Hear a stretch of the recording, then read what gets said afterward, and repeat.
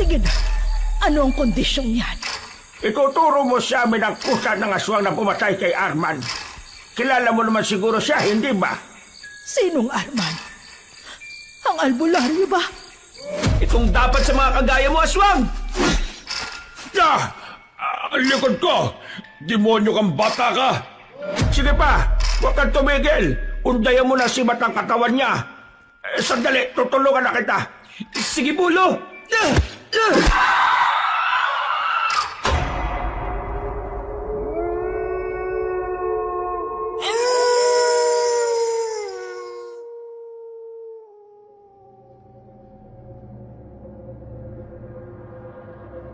Pinagpalang araw po sa inyo, Kabanong.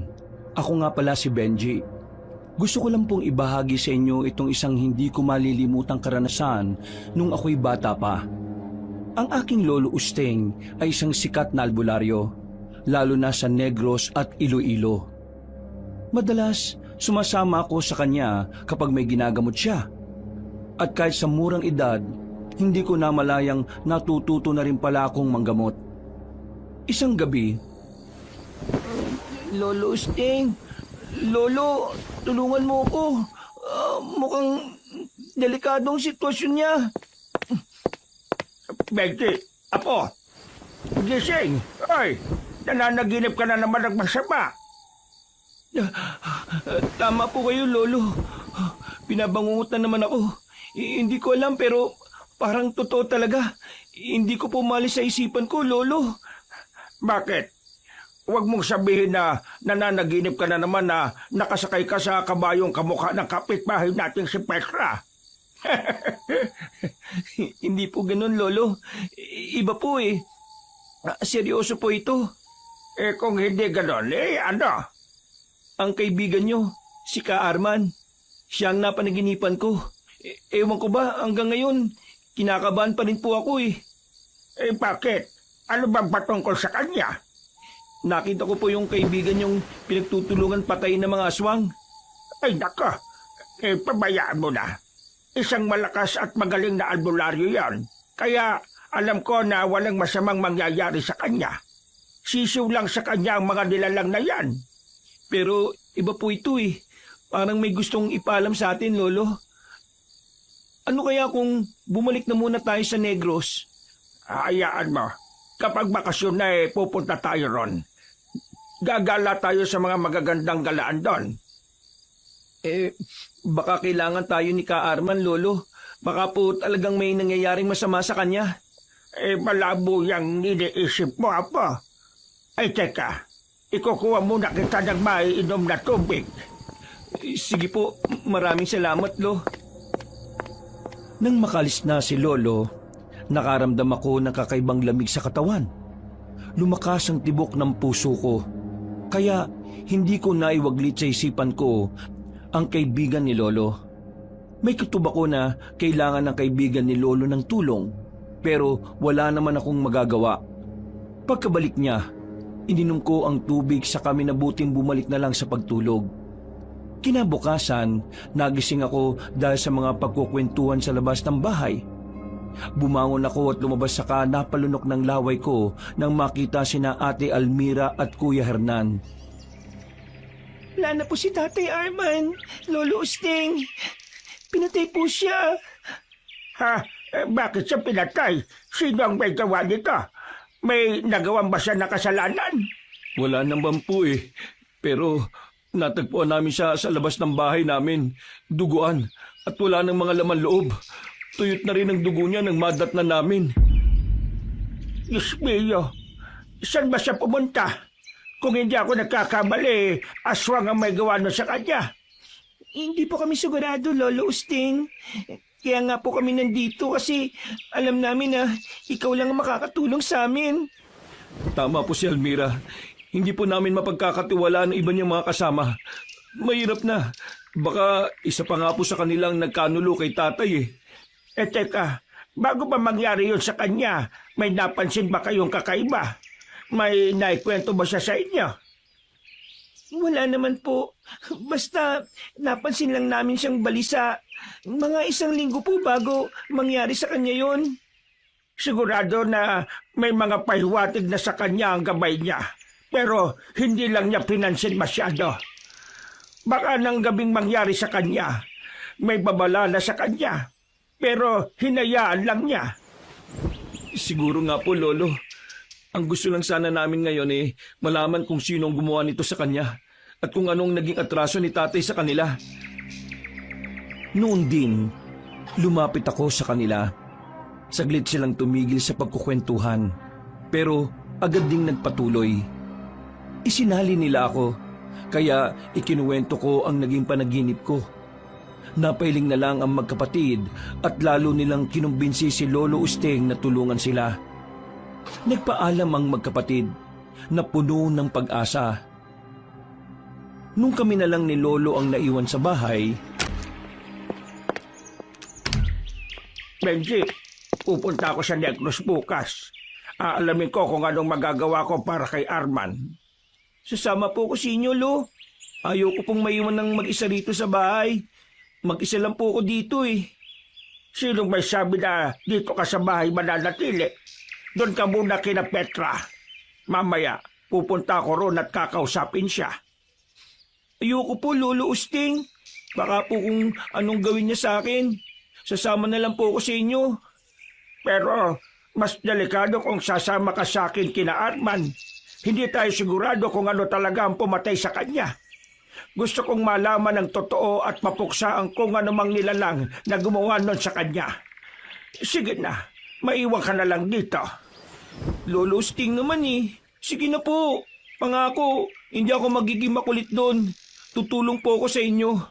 Basta ayaw ko lang pong maiwan dito. O siya, sige. Sasama ka sa akin. Pero ipangako mo sa akin na hindi ka magiging pasaway doon. Opo, Lolo. Pangako po. Isasama na po ba ninyo ako? Oo, Benji. Basta huwag ka ring aalis sa tabi ko, ha? Hindi mo pa gaanong pamilyar ang lugar na yon. napatango ako kay Lolo. Noong mga panahong yun, minabuti naming ihanda ang mga dadalhin sa pagpunta sa Negros. Subalit, dahil may mga gagamutin pa kami ni Lolo, minabuti naming tapusin muna yon bago kami pumunta kina Ka-Arman. Makaraan ng 3 araw nang matapos na ang panggagamot namin, nagpasya na kaming tumungo sa Negros. Pagdating namin doon, malugod naman kaming tinanggap ni na Kuya Hernan at Ate Almira. Maligayang pagdating po rito sa amin. Halip po kayo sa loob ng bahay. Pasensya na po kayo sa sitwasyon namin Mahirap lang kasi talaga kami. Ay wala kang dapat na ihingin ang tawad. Pare-pareho lang naman tayong mahirap. Teka, bakit ba hindi nyo binubuksan ang kabaong ni Arman? Kasi po, hindi talaga magandang sitwasyon ng bangkay niya Ewan ko nga ba kung sino-sinong demonyo ang gumawa niya sa kanya. Gusto po naming ipagiganti si tatay. Pero wala kaming kakayahan na gawin yon. Hindi rin po namin alam kung sinong may gawa nito sa kanya. Huwag kayong mag-alala. Ipinapangako ko sa inyo, bago pa man mailibing ang tatay ninyo, magagawa na nating malaman at magantihan ang kung sino mang gumagawa nito sa kanya. Maraming salamat po, Lolo Usting. Pasensya na po kayo kung naabala pa kayo dahil sa problema namin. Walang problema. Kaibigan ko si Arman. At hindi ako papayag na hindi mabigyan ng hustisya ang pagkamatay niya. Gagawin ko ang lahat para malaman ang katotohanan tungkol dyan. Salamat po. Pero teka, mas mabuti siguro kung magpahinga na muna kayo. Mukhang pagod po kayo Huwag na. Itong si Benji na lang siguro. Apo, gusto mo bang matulog muna? Kahit wag na po muna, Lolo. Hindi naman po ako napapagod Mas gusto ko pong makipaglaro muna sa labas. Teka, napag-usapan na natin yan Mamaya, baka kung ano pang mangyari sa'yo roon. Pero Lolo, Dito ka na lang. Wala kang kakilala roon Baka mapag-interesan ka ng mga masasamang elemento sa paligid. Lalabas din naman po ako. Kung gusto mo, Benji, sumama ka muna sa akin. Talaga po, Kuya Hernan? Lolo, umayag na po kayo. Ay, siya sige. Basta, huwag ka magtatagal ha. Kung may mararamdaman kang kakaiba, pumasok ka kaagad dito. Sige po. Lumabas kami ni Kuya Hernan. Ipinakilala niya ako sa mga batang kagaya ko at nakipaglaro naman ako sa kanya. Nasa kalagitnaan pa kami ng paglalaro nang may maaninag akong isang babae na nakatayo malapit sa malaking puno. Nakatitig siya sa bahay ni Naka Arman, kaya tumigil ako saka itinuon doon ang buong pansin ko. Nagsimula ng lumakas ang kabog ng puso ko, kabanong. Akmang pupuntahan ko sana si Kuya Hernan sa inuupuan niya. Nang makita kong pumasok na siya sa kanilang bahay. Dahil dito, nagmadali din akong pumasok doon sa kalumapit kay Lolo Usting. Oh, bakit parang iba yata ang ekspresyon ng mukha mo, Apo? May umaway ba sa'yo sa labas? Wala po, Lolo. Bakit naman ganyan ang mukha mo? Kasi po, may nakita kong isang babae na nakatayo malapit sa malaking puno. Ay, ano naman ang masama ron? Baka nga kanayon lang naman ni na Armand yun eh. Hindi po, Lolo. May kakaiba po talaga sa kanya. Abot hanggang talampakan ng buhok niya eh. Tapos, kakaibang kasuotan niya. Parang sinauna na hindi ko po maintindihan. Sino kaya yun? Hindi kaya yung kanto ang nakita mo? Hindi ko po alam, Lolo eh. Ay, hayaan mo na. Ang importante, hindi ka niya nilapitan. Baka kasi mapag-interesan ka niya. Hindi bale. Makaalangan namang lumapit yun sa iyo dahil sa mga gabay mo. Nagpasya akong matulog. Nasa kalagitnaan ako ng mahimbing na pagtulog ng maalimpungatan dahil sa isang ingay. Agad kong napansin na natutulog na rin pala siya sa tabi ko upang siyasatin kung ano ang nag-iingay. Lumapit ako sa pintuan. Doon, nakita kong 3 tao na tila may pinaplanong masama sa kabaong ni Ka Arman. Agad kong napansin ang kakaiba at nakakabahalang aura nila. Lalong umigting ang takot ko nang mapansing pati ang mga nagbabantay ay nakatulog na rin sa hindi malamang dahilan. Noon din, nagmadali akong lumapit kay Lolo para gisingin siya. Kita, ano bang nangyayari Nakatulog pong lahat ng nakabantay sa kabaong. Nakauwi na rin po yung mga tao sa labas, Lolo. Ano naman ko? Ha? Teka, ano sinabi mo? Tulog pong lahat ng tao dito sa bahay at may mga lalaking nandito. Mukha pong may binabalak na masama sa bangkay ni Ka Arman, Lolo. Sandali. Lalabas ako at titingnan ko kung sino ang mga yon. Sige po, sasama na rin po ako sa inyo. Basta po, 3 sila, Lolo. Teka, wala naman Sigurado ka ba na nakita mo? Baka guni-guni mo lang yan. Sigurado po ako, Lolo. Diyan pa nga po sila nakapwesto sa tapat ng kabaong, oh. Wala naman Pero sandali. Halika. Samahan mo ako sa labas. Baka hindi pa nakakalayo ang mga yon. Pero bago yon, kumuha ka muna ng 2 itak. Hindi tayo sigurado kung sino sila at kung ano ang pakay nila. Sige po, sandali lang po. Nang makakuha na ako ng itak, nagmamadali kaming bumaba ni Lolo. Nang naroon na kami sa labas ng bahay, agad akong napatakip ng ilong ko dahil sa napakalansang amoy na nalanghap ko. Ganun pa man, hindi yun naging hadlang sa akin para samahan si Lolo sa pagronda sa paligid. Hindi rin kami nahirapan dahil napakaliwanag naman ng buwan ng gabing yon. Hindi pa sila nakakalayo, Benji. Siguro nga po, Lolo. Ano po kaya yung mga lalaking yun? Bakit kakaibang aura nila? Base sa amoy ng hangin, kung hindi ako nagkakamali, mga aswang sila. Baka balak nilang nakawin ang katawan ni Arman. Bakit naman po? Yan ang hindi natin alam. Teka, baka isa sila sa posibleng makakapagturo sa pamatay kay Arman. Ano pong plano nyo, Lo? Susundan ko sila para malaman kung saan sila nakatira. Aalamin ko rin kung ano kinalaman nila sa pagkamatay ni Arman. Malakas ang kutob kong may kinalaman sila. Samahan ko na po kayo, Lo. Para naman may alalay po kayo. Huwag ka, Benji. Delikado ang pupuntahan ko. Hindi ko alam kung sino ang kaaway ko at magiging kakampi roon. Pero kung kasama po ninyo ko, makakasiguro po kayo na meron na kayong isang kakampi. Sige na po, gusto ko makatulong sa inyo eh. Oo, siya sige. Dahil hindi naman may iwan ni na Hernan ng bangkay ng tatay nila. Papayagan kitang sumama sa akin. Ngayon din, aalis tayo. Kailangan masundan natin ang tatlong yan. Eh, paano po kung nakakalayo na sila? Baka po kung maligaw pala tayo, Lo. Hindi naman siguro. Malakas ang gabay ko. At alam kong ituturo niya tayo sa dapat nating puntahan. Sa halip na bumalik sa loob ng bahay ni na Kuya Hernan, nagpasya kami ni Lolo na sundan ng tatlong lalaki na pinaghihinalaan naming aswang. Habang naglalakad, may mga inahabilin pa sa akin si Lolo patungkol sa magiging kalagayan namin kapag nakarating na kami sa kuta ng mga aswang. Nang makapasok kami sa isang malawak na kagubatan, may naulinigang kaming boses ng isang matandang babae na humihingi ng tulong. Lolo, may humingi po ng tulong. Mukhang dyan lang sa unan banda. Puntaan po natin at tulungan.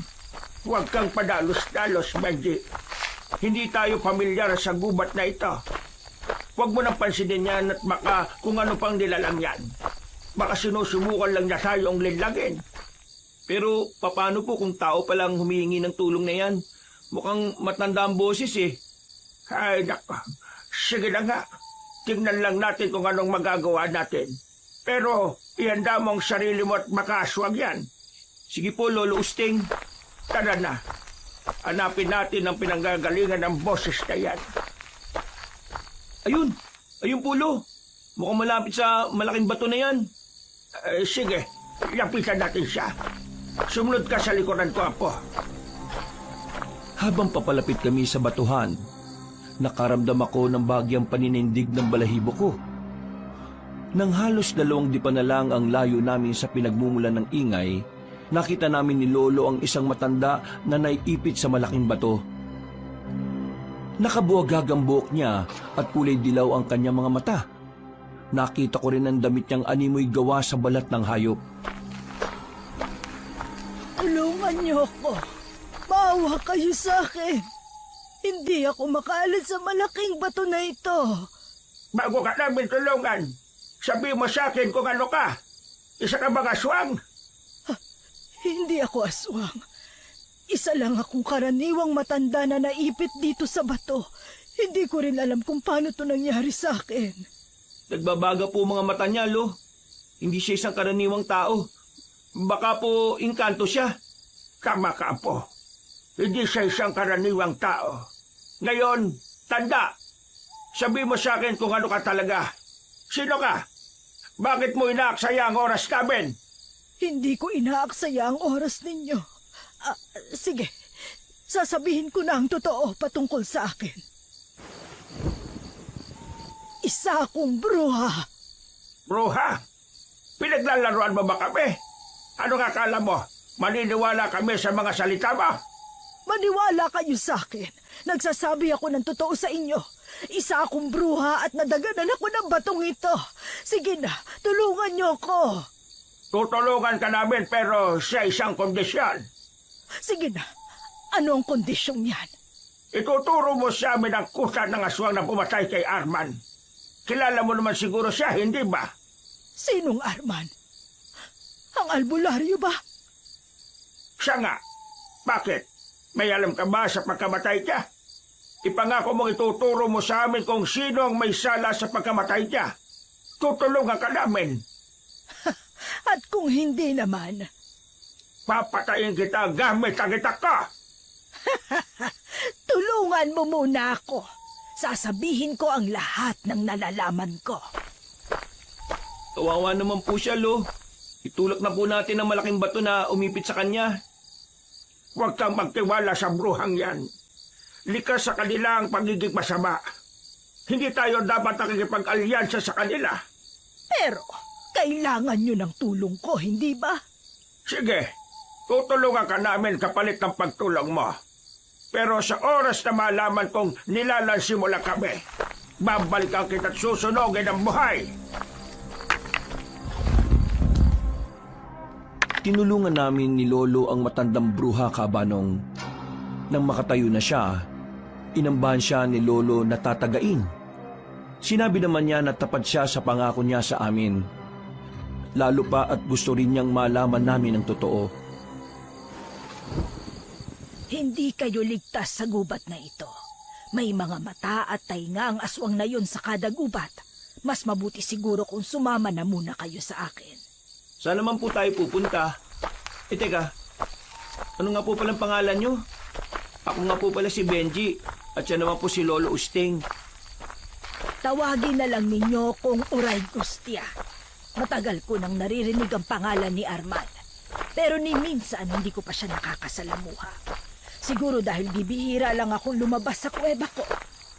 Kung bibihira kang lumabas sa kuweba mo, bakit ka narito? Ano naman ang pakay mo rito sa labas? Oo nga po, saka malalim na ang gabi oh. May mga inaabangan lang ako. Hindi ko inaasahan na gugulong pala ang isang malaking bato at madadaganan ako. Sino naman ang inaabangan mo? Huwag mong sabihin na ang mga kakampi mong aswang. Aba, hindi! Sa katunayan nga, umiiwas ako sa mga aswang na yon, lalo na sa pinakapinuno nila. May bagay kasi na nasa pag-iingat ko na gusto nilang makuha. Ano naman po yun? Saka na ninyo malalaman. Sa ngayon, bilisan ninyo ang paglalakad at malapit ng pumatak ang 12:00 ng hating gabi. Basta, siguraduhin mo lang na hindi mo kami tatraydorin. Huwag kayong mag-alala. Hindi ko kayo tatraydorin. Dahil ang totoo, ang pagbabalik talaga ninyo rito sa Negros ang inaabangan ko. Pagbabalik po namin? Kilala mo po ba kami? Hindi. Pero nakita ko kayong dalawa sa panaginip ko. At alam ko na dito ka rin dating naninirahan sa Negros, Uste. Alam kong busilak ang puso ninyo. Kung inaabangan mo kami, ano naman ang pakay mo sa amin? Una, alam kong mga albularyo kayo. Pero kung ano man ang totoong pakay ko, malalaman din ninyo yan kasabay ng pag-alam ninyo patungkol sa totoong dahilan ng pagkamatay ng kaibigan nyo. Nagpatuloy kami sa aming paglalakad hanggang sa makarating kami sa tapat ng kuweba na matanda. Bago pumasok, sinabi niya sa amin kung anuman ang mga karga namin sa katawan ay magiging walang bisa yon sa loob. Napatango na lang kami ni Lolo. Dahil nabuo na rin naman ang tiwala namin sa bruha, sumama na lang kami sa kanya. Nang naroon na kami, binigyan niya kami ng mga makakaing prutas. Maliwanag din ang kuweba niya dahil sa mga sulong naroon. Alam nyo, bantugyang si Arman dito. Marami na siyang tinulungan. Pero nung may makatagpo siyang isang babae, nagbago ang lahat. May mga haka-haka ngang hindi karaniwang babae yun eh. Kasi nagawa niyang asawahin. Kung hindi siya karaniwang babae, ano naman siya? Isa siyang reyna ng mga engkanto. Hindi lang basta engkanto dahil sa pagkakaalam ko, itiman ang uri niya. Reyna ng mga engkantong itiman? Teka, hindi kaya sila ang pumatay kay Arman para makuha nila ang kaluluwa niya? Hindi lang yan ang pakay nila. Baka may mas malalim pa roon. Mas malalim po? Kung ang mga engkantong pumatay kay Ka Arman, bakit po natagpuan siyang walang mga laman loob at tuyot na rin ng dugo? Yan ang hindi natin sigurado, pero kung talagang aswang ang pumatay sa albularyong yon, baka konektado rin sa engkanto ang mga nilalang na gumawa nun. Kung nagkataon, hindi basta-bastang laban ang susuungin ninyo. Bakit naman? Kung mga aswang lang at engkanto, makakaya ko silang labanan. Kailangan ko lang malaman ang totoo. Hindi ako gagawa ng hakbang laban sa kahit na sino hanggat hindi ko alam kung sino ang gumawa nun at kung ano ang rason nila. Nasa kalagitnaan na kami ng pag-uusap na makarinig kami ng mga ingay sa labas. Sinenyasan kami ni Uray Gustia na ipagpatuloy na lang ang pagkain at nang mabusog kami. Lumabas na rin siya para tingnan ang paligid at malaman kung anong nilalang ang naroon. Nang nasa labas na ang bruha, nag-usap kami ni Lolo. Hindi tayo dapat na magtiwala sa bruhang yun, Apo. Isa siyang bruha. Nilalang din siya ng dilim. Oo nga po eh, ang baho pa po niya. Parang ilang taon nang hindi naliligo. Huwag mong iparinig sa kanya yan. Baka maulinigan niya ang sinabi mo at kainin ka pa niya ng buhay. Sige ka. Totoo naman po eh. Pero, ano po kayang iniingatan niyang bagay? Bakit pakiramdam ko? Konektado yun sa pagkamatay ni Ka Arman? Hindi ko alam. Huwag ka mag-alala. Sasabihin din naman niya siguro sa atin ang patungkol dyan. Basta, huwag tayong magtiwala ng lubusan sa kanya. Ha? Opo, Lolo. Naputo lang aming kwentuhan nang makita naming pabalik na siya sa kuweba. Nanahimik na lamang kami at ipinagpatuloy ang pagkain ng prutas. Paglapit niya, inalok niya kami ng tubig na nasa maliit na palayok. Nung una, tumanggi kami. Ngunit dahil sa nauwaw sa kinain, tinanggap din namin yon. Hanggang ininom ko ang tubig mula sa palayok. Napansin kong biglang nag-iba ang lasa. Nilingon ko si Lolo't nandilat ako nang makita siyang biglang nakatulog. Nakaramdam din ako ng antok. At bago ko makatulog, nakita kong kulay itim ang tubig. Nang magising ako, nakita kong nakatulog din si Lolo. Lo, wala po dito si Oregustia. May mga ingay rin ako naririnig sa labas. Anong ibig mong sabihin, Apo? Parang may naglalaban sa labas eh. Hindi kaya sinugot tayo ng mga aswang dito at kinakalaban sila ni Oregustia? Iyan ang hindi natin alam. Halika, tingnan natin sa labas. Dali mo na rin ang itak mo at makatotoo nga ang hinala mo. Sige po, Lo. Teka, sandali. Mukhang nawala na rin naman ang ingay eh, oh. Dito ka lang, ha? Ako ang titigil sa labas. Sige po, Lo. Sasama ako sa inyo hanggang bukana ng kuweba para makasilip na rin ako sa nangyayari. O ikaw ang bahala, Benji. Tara na. Pagdating sa bukana ng kuweba, tumigil ako at pinanood na lang si Lolo na naglalakad palabas. Iginala ko ang paningin ko. Ngunit dahil madilim na rin ang paligid, hindi ko gaanong nakikita ang nangyayari. Makaraan ng ilang minuto, bumalik si Lolo sa akin. Halata ko sa mukha niya ang galit, kaya inusisa ko siya patungkol doon. Sigurado na tinraidor tayo ng bruhang yon. Ang ipinainom niya sa atin ay may pampatulog. Baka ipinain na tayo sa mga aswang. Ewan ko po, pero bago ko mawalan ng malay kanina, nakita ko po yung kulay ng tubig na ipinainom niya sa atin eh. Kulay itim po at ang amoy parang putik. Sinasabi ko na nga ba? Wala na tayong rason para manatili rito. Tara na, umalis na tayo at baka bumalik pa siya rito kasama ang mga aswang na kaalyado niya. Sige po, Lolo Sting. Bilisan mo. Mukhang nagsisimula na naman ang pag-agil eh. Baka may papalapit na rito sa kuweba. Nagmadali kaming lumabas ni Lolo sa kuweba, Kabanong. Nang nasa labas na kami, naaninag namin si Oregustia na gumagapang papalapit sa aming pwesto. Nakaramdam ako ng galit at nakita ko ring napakuyom ng kamay niya si Lolo. Noon din, nagmadali siyang maglakad papalapit sa bruha. Kaya sumunod na rin ako sa kanya. Habang papalapit kami roon, nakita naming may mga aswang na nakaantabay at handang umatake sa amin. Isa kang traitor! Sinasabi ko na nga bang may binabalak kang masama sa amin. Anong pinagsasasabi mo? Inatake tayo ng mga aswang. Nilabanan ko sila pero hindi ko sila kaya. Anong palabas ito? Isa kang bruha, tapos magpapatalo ka lang sa mga aswang na yan? Oo, bruha nga ako. Pero hindi ibig sabihin nun na malakas ako kagaya ng ibang nilalang ng gubat. Kung hindi ka nag-trader sa amin, ano pong ipinainom mo sa amin? Bakit kulay itim ang likidong yon at nakapakabaho? Sabihin mo na, kung hindi ako mismo ang tatampo sa buhay mo. Ang tubig na yun ay hindi basta tubig lang. Kapag ininom nyo yun, magkakaroon kayo ng kabal at kunat sa katawan. Mag-iibayo rin ang lakas ninyo at liksi. Sigurado ka ba sa sinasabi mo? O baka pinaglalaroan mo lang kami ng... Ha? Lolo, ang mga aswang, papasugod sila sa atin. Anong gagawin natin? Bantayin mo ang bruhang ito. Kapag tatakas gilitan mo sa leeg ng walang pagdadalawang isip. Ako nang bahala sa mga aswang na yan. Sige po, Lolo. Ako na pong bahala sa kanya. Mag-ingat po kayo, ah. Nang mga panahong yon, sumugod si Lolo sa mga aswang. Sinubukan ko pang bilangin ang mga nilalang. At napalunok ako ng laway ko nang malamang may higit sa 10 ang mga yon.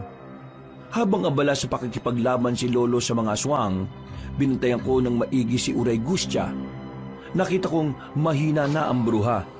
Kaya nakaramdam ako ng awa sa kanya. Ano po bang rason at inatake po kayo ng mga aswang? Kayo siguro ang pakay nila.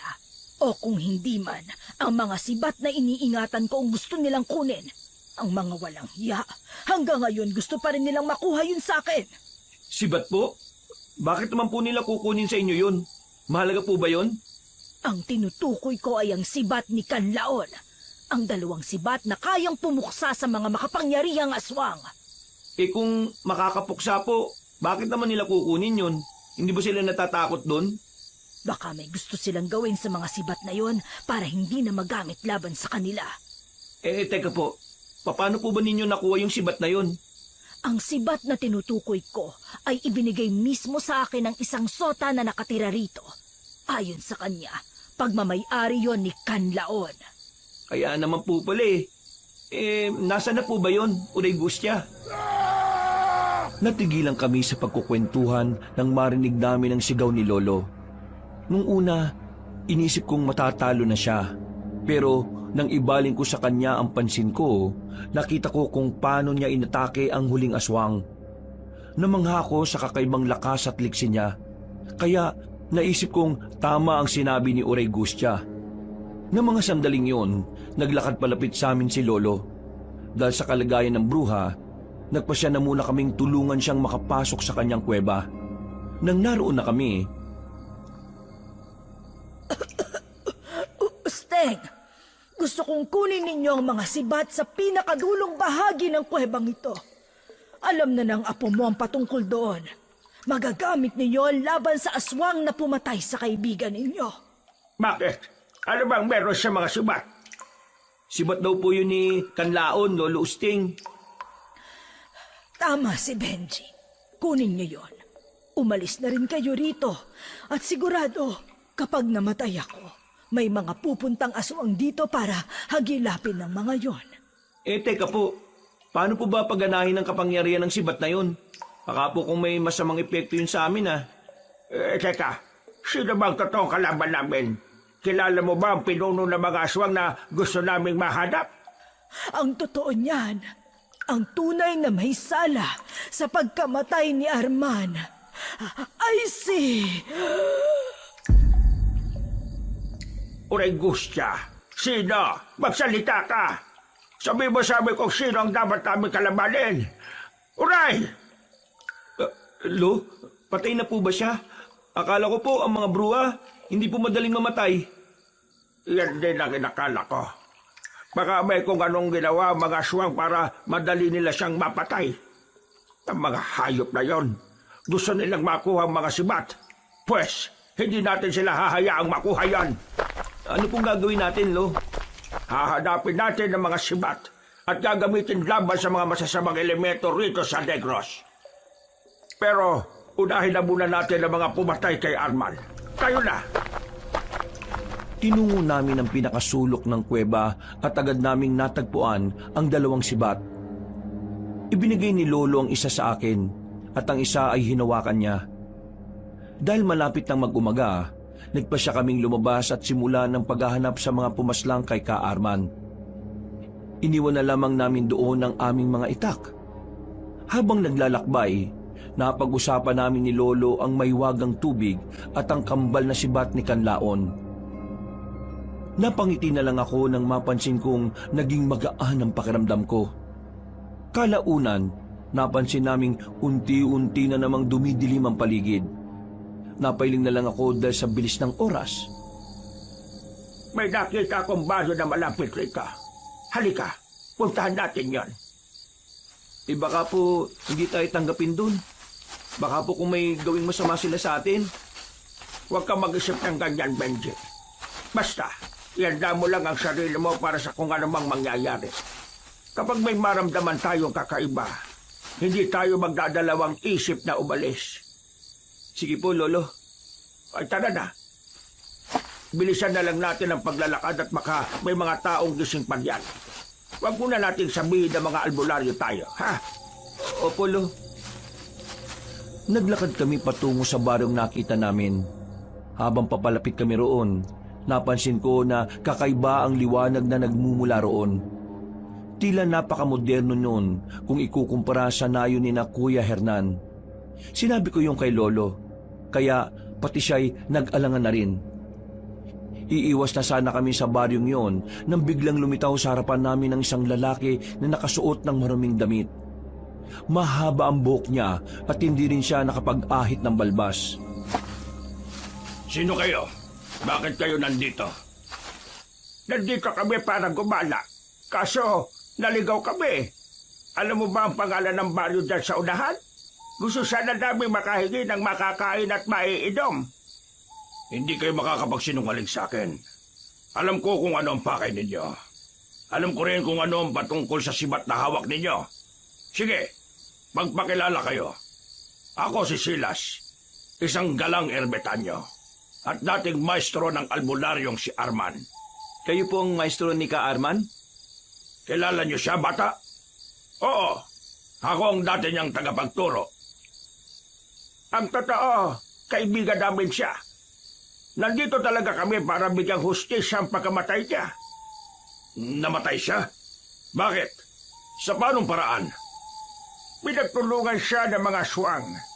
Winalanghiya nila ang katawan niya. Magbabayad sila sa ginawa nila. Teka, hindi ko maintindihan. Ano naman ang kinalaman ng mga aswang dito? Parang napakalabo yata. Sigurado ba kayo sa mga pinagsasasabi ninyo? Opo, sa katunayan nga po, nanggaling kami kay Benji, yung bungaga mo.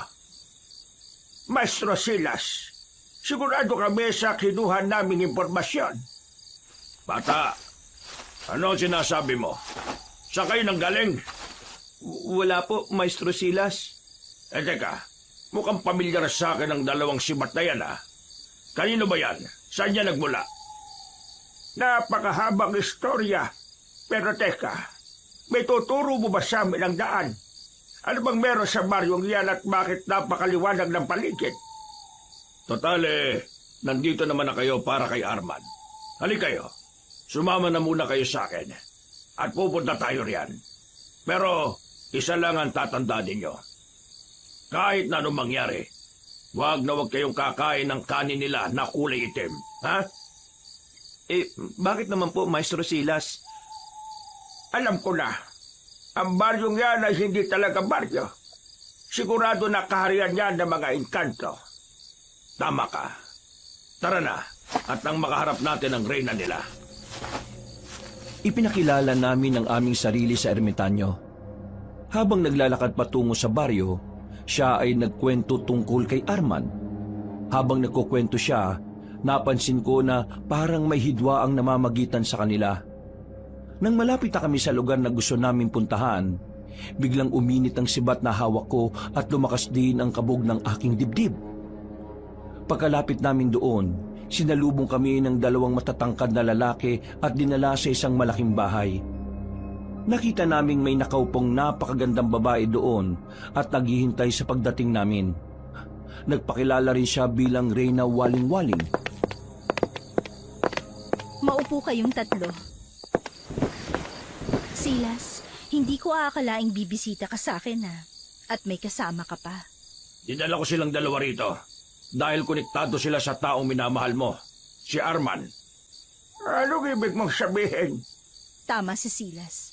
Minahal ko si Arman at ipinagkatiwala ko sa kanya ang lahat.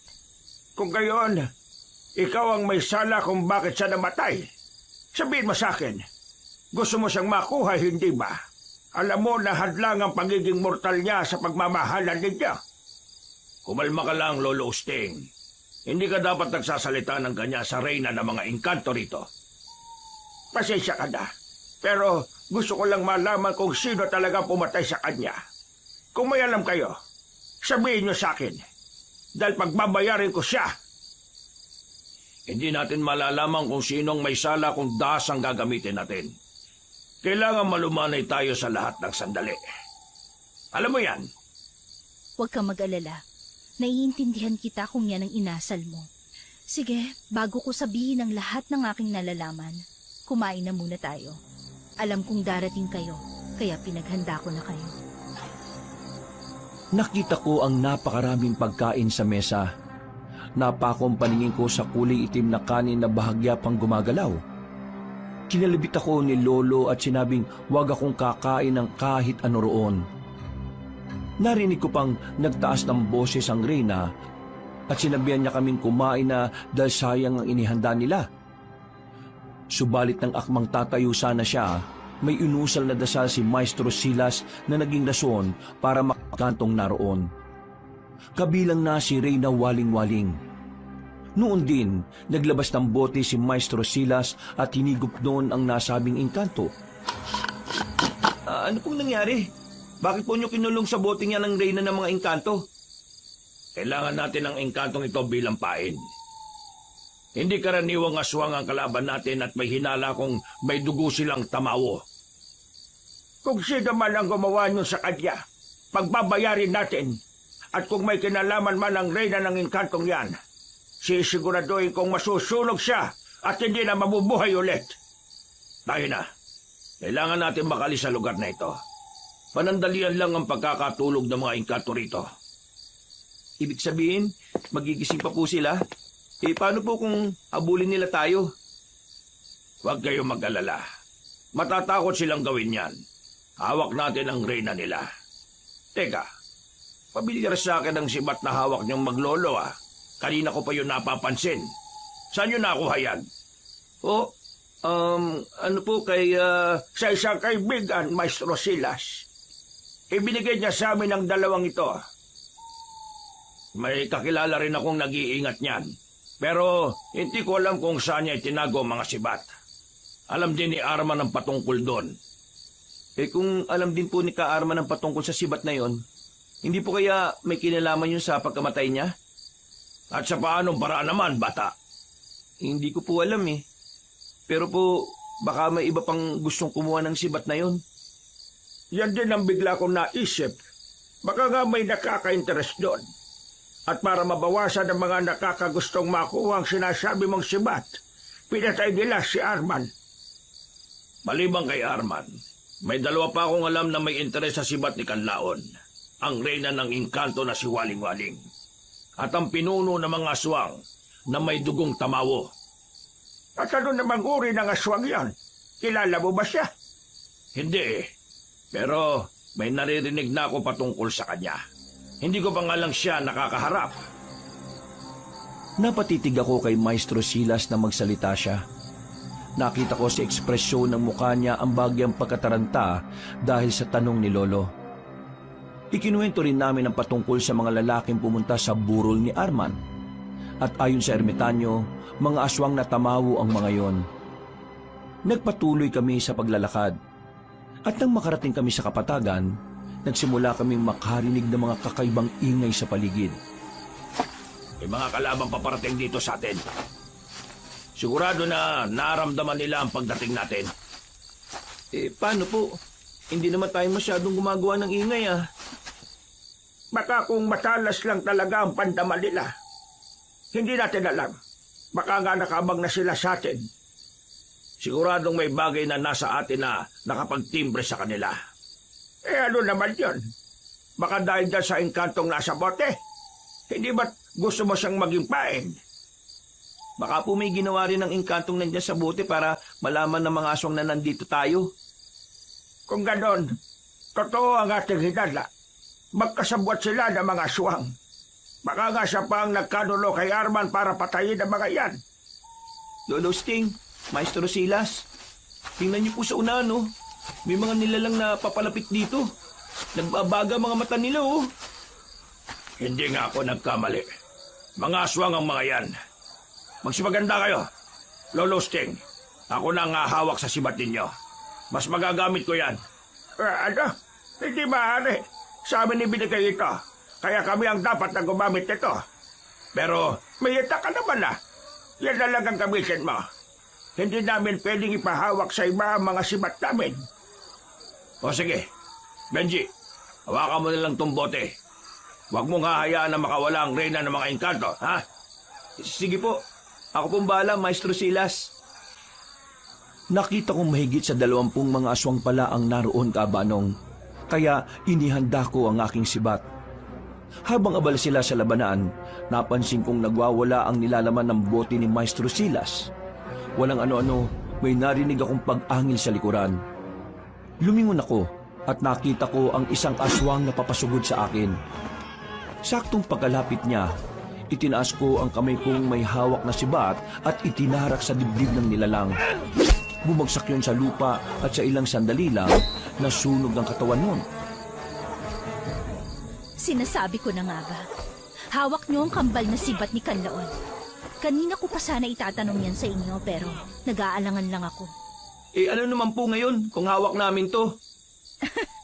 Nagkakamali yata kayo ng kinampihan. Si Silas ang isa sa nagkaka-interes dyan. Nabilog na yata niya ang ulo niyo, tama ba ako? Ano pong ibig niyo sabihin, ha?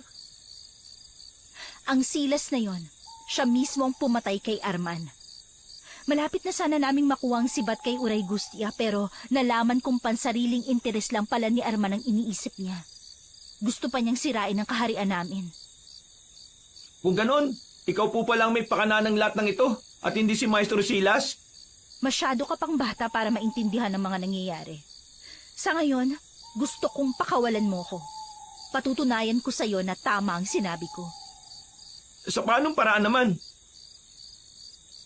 Basta, may ibubunyag ako sa kanya at siguradong manggagalaiti siya. Napatitig ako kina Lolo at Maestro Silas. Nakita kong abala sila sa pakikipaglaban sa mga aswang.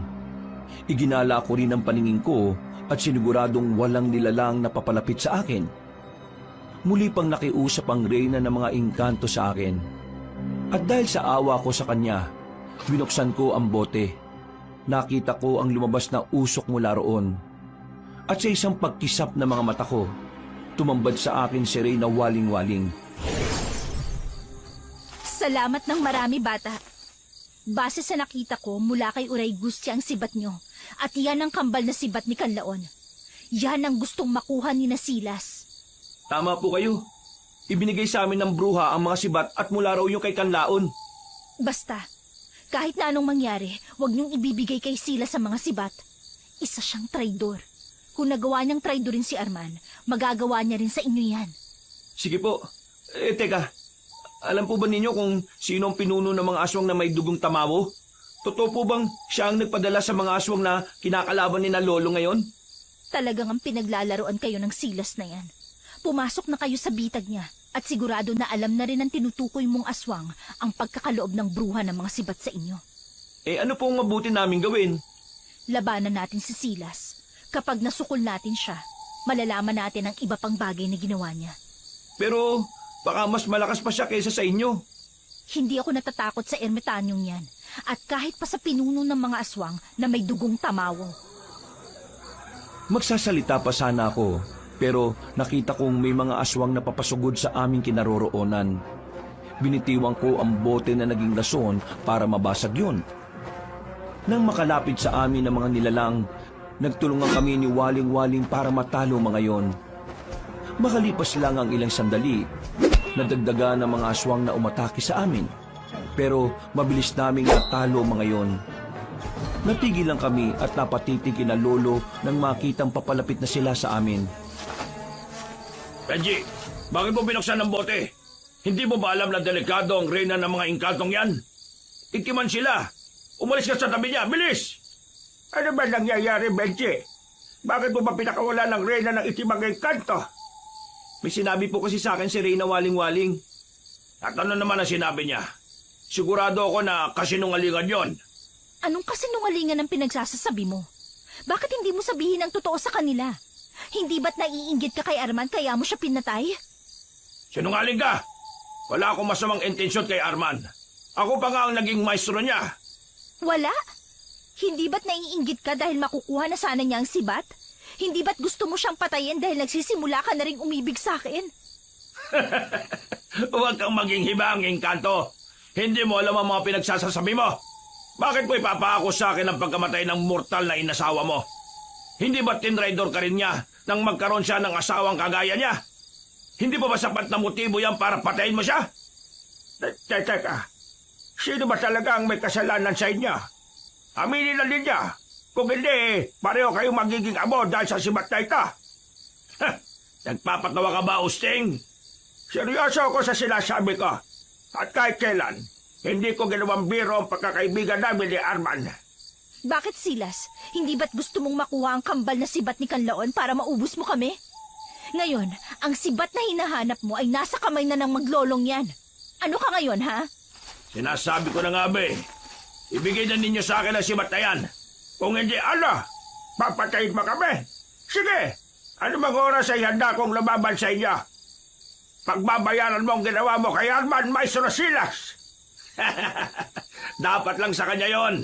Ang mga tulad niya ay dapat na pinapatay. Kung nakita mo lang kung paano siya lantakan ng mga aswang, matutuwa ka talaga. Napakawalang hiya mo. Pagbabayaran mo ang ginawa mo. Bago pa man mangyari yan, makukuha ko na ang sibat at mapapatay ko kayo. Ito ang dapat sa inyo. Huh? Ako ang kalabanin mo at hindi ang dalawang yan! Pareho kaming napatras ni Lolo dahil sa nangyari. Noon din, inatake ni Waling-Waling ang ermitanyo at hindi rin nagpatinang si Maestro Silas sa kanya. Nasa kalagitnaan na sila ng pakikipaglaban nang may dumating pang mga aswang. Napailing na lang si Lolo Usteng at napatanong sa akin kung bakit hindi nauubos sa mga aswang na yun.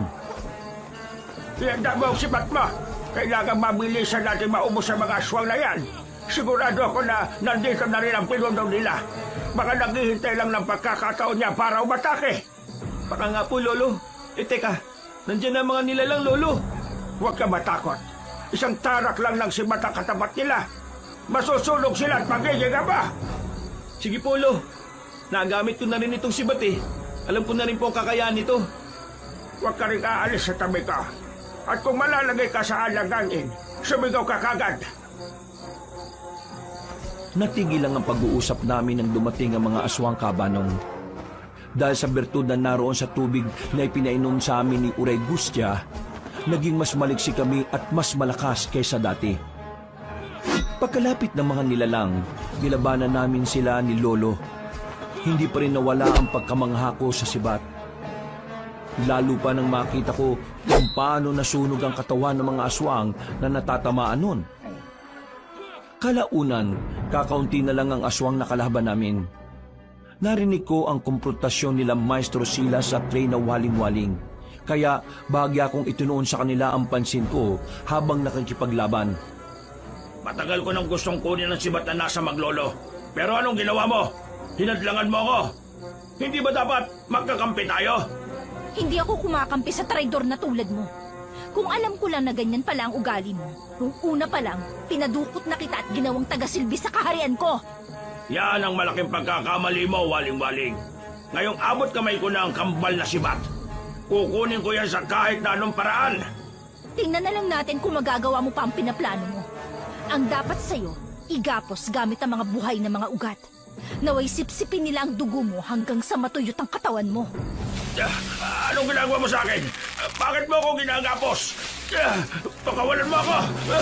Alisin mo ang mga ugat na ito! Dapat lang yan sa mga katulad mong sakim sa kapangyarihan. Magbabayad ka ng mahal! Papatayin ka rin niya! Sino? Ang kinikilala mong pinuno? Bakit ba hindi mo ipakita sa amin ang totoo mong anyo? Hindi ba't isa ka ring aswang na may dugong tamawo? Anong pinagsasasabi mo, ha? Huwag ka nang magkaila. Alam ko ang katauhan mo bula ang ermitanyo. Siguro nga nagpaka-ermitanyo ka lang para mas madali para sa iyo ang makuha ang kambal na sibat ni Kanlaon. Malas mo na lang. Nauna sa'yo ang maglolong yan. Saktong naubos na namin ng mga aswang na kinakalaban namin ni Lolo, noon din lumapit kami kay Reyna Waling-Waling at napailing na lang nang makitang nakagapo si Maestro Silas. Ilang beses pa siyang humingi ng tulong sa amin, pero hindi namin siya pinakinggan. Nang mga panahong yon, napansin kong naging iba na ang ekspresyon ng mukha ng ermitanyo. Naging mabangis yun at sa isang pagkisap ng mga mata, nakita ko ang pagbabago ng anyo niya. Naging isa siyang aswang. At sa isang iglap, humugot siya ng lakas hanggang sa nagawa niyang kalaga ng sarili niya. Akin lang ang kambal na sibat na yan. Ibigay niyo sa akin yan. Kung hindi, magiging abo kayong dalawa. Hindi mo kami matatakot. Kahit na ilang aswang pa kayo, makakaya namin kayong talunin. Kung gusto mo talaga makuha ang mga sibat na to, labanan mo muna kami. Huwag kang magtabang-tabangan, gutong lupa. Bakit? Inakala mo bang matatalo mo ko ng basta-basta? Hangal! Nakita kong itinaas niya ang kamay at bahagyang ikinumpas. Kinutuban ako ng hindi maganda. Kaya agad kong sinabi yon kina Lolo. Nabahala naman si Reyna Waling-Waling at bago pa man may gawing hakbang si Maestro Silas, sinugod na niya ito. Muli silang nakipagpambuno sa isa't isa hanggang sa makita naming medyo nalalagay sa alanganin ng Reyna ng mga engkanto. Dihado si Reyna Waling-Waling, Benji. Hindi pwedeng wala akong gagawin. Ano po ngayon ang binabalak niyo, Lo? Tutulungan ko siya. Magbantay ka sa paligid. Kailangan walang ibang aswang na makalapit sa atin dito. Kapag may papalapit, sabihin mo kagad sa amin. Sige po, Lo. Ako pong bahala. Kailangan magbayad si Maestro Silas sa ginawa niya kay Arman. Paano po kung dumating dito yung sinasabi niyang pinuno ng mga aswang na may lahing tamawo? Kung makikisali siya sa gulo na wala naman siya kinalaman, pues, isasali natin siya. Pare-pareho lang silang aswang at salot sa lipunan. Dapat lang silang mamatay. Sige na, tutulungan ko na muna si Reyna Waling-Waling. Lumapit si Lolo Usting kina Maestro Silos at Reyna Waling-Waling na patuloy pa rin sa paglalaban. Noon din, buong lakas niyang sinibat ang aswang. Pero sa hindi inaasahang pagkakataon, napalingon sa kanya ang aswang. Umihip siya sa direksyon ni Lolo at nasaksihan ko kung paano tumilapon si Lolo Usting. Dulot ng pag-aalala ko, nilapitan ko si Lolo Usting. Saktong inaalalayan ko na siya nang marinig namin ang pagsigaw ni Reyna Waling-Waling. Napalingon kami roon at nakita namin kung paano dukutin ng aswang ang puso ng Reyna ng mga engkanto. Ang walang hiyang aswang na yan, humanda siya sa akin. Benji, akin na muna si mat mo. Bakit po, Lolo Sting? Anong gagawin niyo? Gagamitin ko sila ng magkasabay para puksain ang aswang na yan. Kung wala ganong epekto ang isang sibat, siguro mas magiging mabisa yung laban sa aswang kung gagamitin ko pati ang kakambal niya. Sige po, kayo pong bahala, Lo. Ito na pong sibat ko. Mag-ingat po kayo, ah! Tumango sa akin si Lolo at nagsimulang maglakad. Tinawag niya ang pansin ng aswang at nang makita naman siya ni Maestro Silas, napaangil yun saka napatayo habang hawak pa ang puso ni Reyna Waling-Waling. Nang makita ng aswang na hawak ni Lolo Sting ang dalawang sibat, napangisi siya at mabilis na umatake. Lumakas naman ang kabog ng dibdib ko. Pero nang makita ko kung gaano kahusay si Lolo sa pakikipaglaban sa aswang, nakampante akong matatalo niya yon. Habang nakikipaglaban, hindi nila maiwasang magbangayan. Sige, mas bilisan mo ba ang paggalaw mo? Kung kanina'y naisan mo ko, ngayon hindi na! Ikaw ang dapat na gumalaw ng mas maliksi. Mahina ka ba kung ikukumpara sa kaibigan mong traidor? Kung may mas traidor sa inyong dalawa, ikaw yan! Ngayon alam ko na ang totoo. Hindi ako uuwi nang hindi ka napapatay! Mapatay mo man ako, pero sisiguraduhin kong susunod ka sa akin! Magsasalita pa sana si Lolo, pero hindi niya nagawa nang itulak siya ni Maestro Silas. Nabuwal siya sa lupa at nabitiwan niya ang dalawang sibat. Nabahala ako nung makita kong mabilis na lumapit ang aswang sa kanya. Kahit medyo may alinlangan ako, nagmamadali akong tumakbo para kunin ang dalawang sibat. Nang marinig ko ang sigaw ni Lolo, nataranta na ako at hindi alam kung ano ang gagawin. Noon din, inatake ko ang aswang na nakaibabaw kay Lolo Usteng. Hayop ka, kutong lupa ka. Humanda ka sa akin. Gusto mo talagang durugin kita, ha? Huwag kang isip, bata. Ako kalabanin mo. Ito ang dapat sa mga kagaya mga aswang. Ano mata ko! Wala talaga kayong pinagkaiba. Magbabayad ka rin sa akin! Itarak mo ang dalawang sibat sa likod niya. Sasakalin ko siya at hahawakan sa isang braso para hindi siya madaling makagalaw. Sige po, Lo. Pero hindi po ako sigurado kung magagawa ko po yan. Kawalan ba ako, tanda? Itigil mo ang pagsakal sa akin! Huwag ka nang magdalawang isip, Apa! Gawin mo na bago pa man makawala ang aswang na ito! Bagya akong nataranta sa sinabi ni Lolo. Kaya noon din mismo, itinarak ko ang sibat sa likod ni Maestro Silas kahit pa hindi ko alam kung ano ang magiging kahihinatnan. Napalihim pa sa akin ang aswang, pero nawala ang takot ko nang marinig ko ang pag-ungol niya. Mas itinarak ko pa ang kambal na sibat sa likod niya. At dahil kulang ang lakas ko, nagmamadaling umalis si Lolo sa ilalim ng aswang. Ngayon, tignan natin kung hindi ka pa mamamatay. Sa wakas, magiging tahimik na rin ang kaluluwa ni Arman. Lo, mukhang malalaman pa po siya. Parang walang epektong ginawa natin sa kanya. Mga hayop kayo. Sinusumpa kong hindi kayo matatahimik. Saan man kayo dalhin ang kapalaran ninyo? Hahanapin kayo ng gulo natin ng mga masasamang elemento. Ano inakala mo? Tatalam sa amin ang sumpa mo? Kanina pa ako naririnig sa boses mo. Ngayon, magpahinga ka na. Mga hayop kayo. Nakita kong lumusot sa dibdib ng aswang ang mga sibat at nandilat ang kanyang mga mata. Para makasigurong patay na si Maestro Silas, ilang beses pang itinarak ni Lolong sibat sa katawan ng aswang. Napahinto na lang siya nang sabihin ko sa kanyang naliligo na sa dugo ang nilalang na yon. Nang hindi na gumagalaw si Maestro Silas, nagpasya kaming magmatsyag na muna sa paligid. Lolo, totoo kayang sinabi ni Maestro Silas? May isa pang aswang na mas mataas sa kanya at nakandang umatake sa atin? Iyan ang hindi natin alam. Kung meron man, wala tayong ibang mapagpipilian kung hindi ang labanan ng nasabing aswang. Kung ano man siya, dapat napuksain din siya kagaya ng ibang aswang. Teka po, hindi po ba may mga alagad po si Reyna waling-waling? Bakit hindi man lang sila tumulong sa Reyna nila? Malakas ang kutob ko na hindi lang pampatulog ang inusal ng ermitanyo. May mga matataas na uri ng dasal o orasyon na kayang kumulong ng mga elemento sa kanilang kaharian. Siguro nga po, yun ang binigkas niya. Kaya naging madali rin sa kanyang ikulong ang Reyna sa isang bote. Oo, Apo. Kaya maswerte na lang at hawak natin ang kambal na sibat ni Kanlaon. Kung hindi, baka may naging epekto rin yun sa atin. Ano na pong gagawin natin, Lo? Uuwi na po ba tayo kina Kuya Hernan? Hindi na muna. Baka pati sila. Madamay ko nga atake ro ng tinutukoy na aswang ni Maestro Silas. Sa bagay po, mas marami ang madadamay kapag ganun po, Lolo.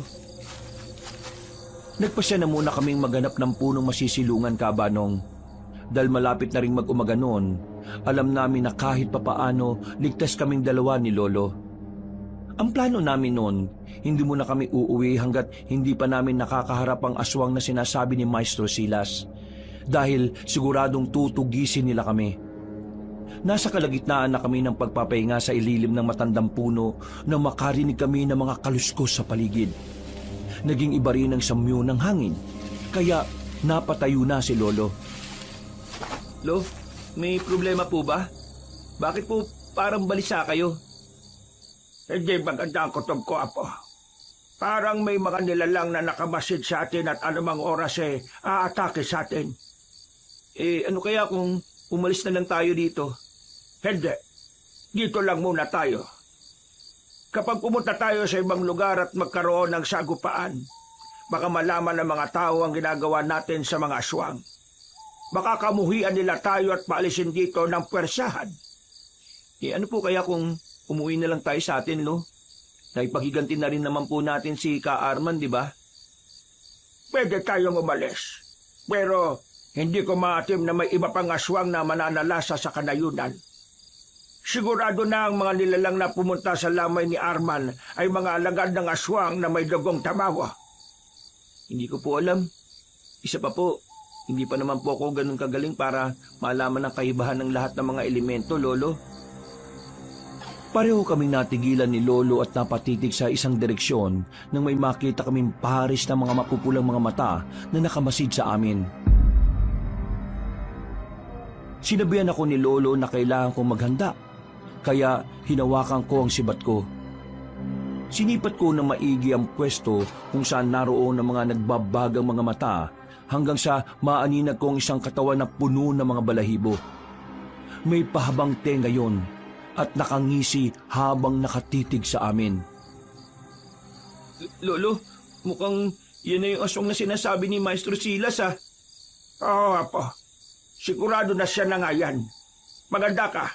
Lalabanan natin siya kapag nauna siyang umatake sa atin. Sige po, Lo. Teka po, mukhang may mga kasama po siya. Makakaya natin sila. Kung nagawa nating mapatay ng mabilisan ng isang aswang kanina, madali rin nating mapapaslang ang mga yan. Sa isang pag-isap ng mga mata, umatake ang mga aswang sa amin. Nung una, nakaramdam ako ng pag-aalinlangan. Pero nang makita ko kung paano nasunog ang mga aswang na nasusugatan ng sibat ni Lolo, ginanahan na rin akong makipaglaban. Dahil nasa likuran lang ako ni Lolo, iilang aswang lang ang aking natatamaan.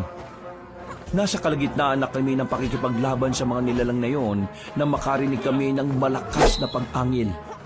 Pareho kaming napalingon doon at nakita kong natigilan si Lolo. Kung ganon, siya pala itinuturing nilang Pinola.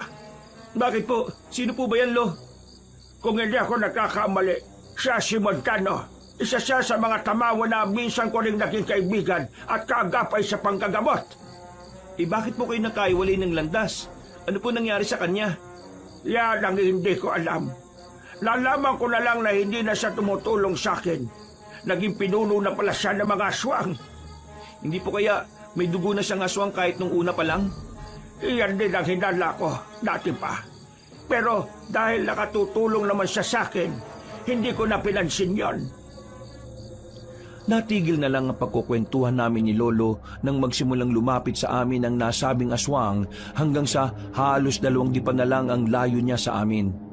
Nakangisi siya, pero nang makita niya si Lolo, nakita ko ang gulat sa kanyang mukha.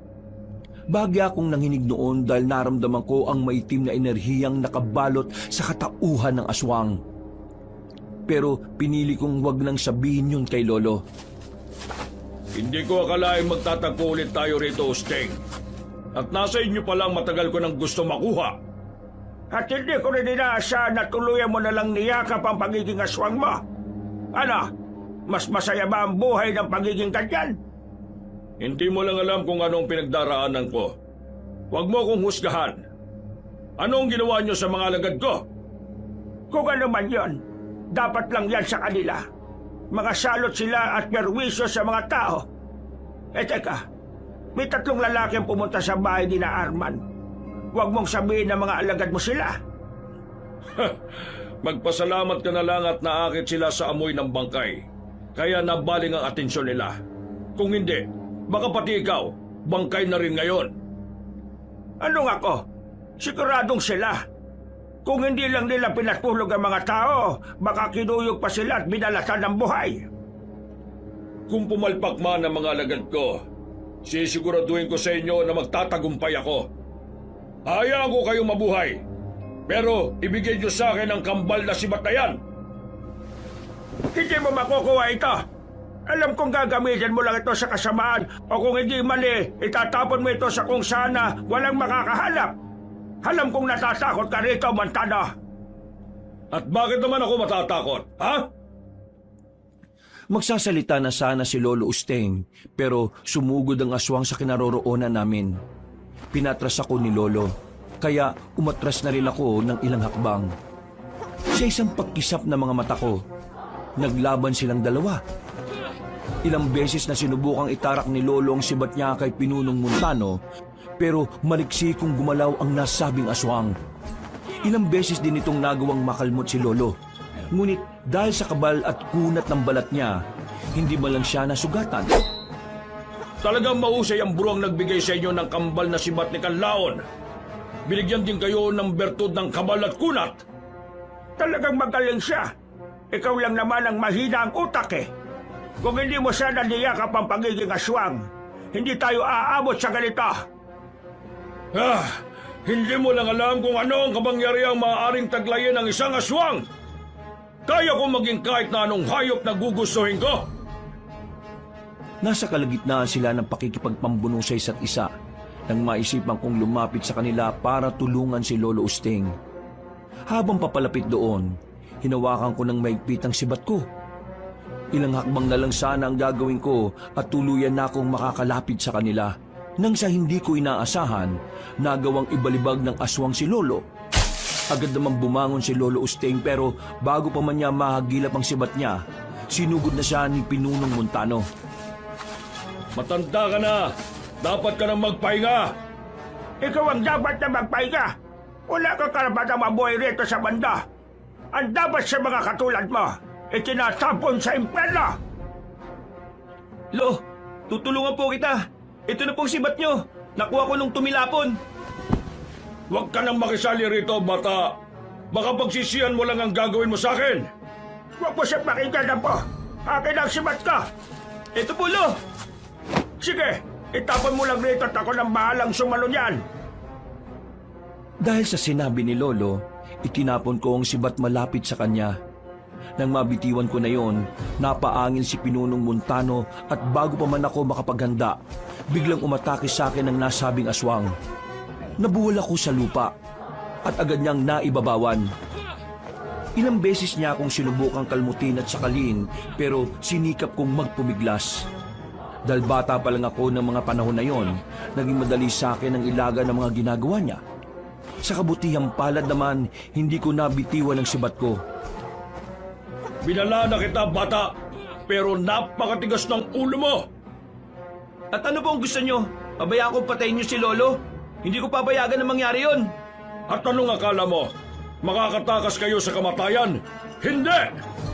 Lumuyan mo ang apokat ako, kalabanin mo! Walang hiya ka! Kahit na ilan pa kayo, hindi nanginginig ang kalamnan ko sa inyo. Anong akala ninyo?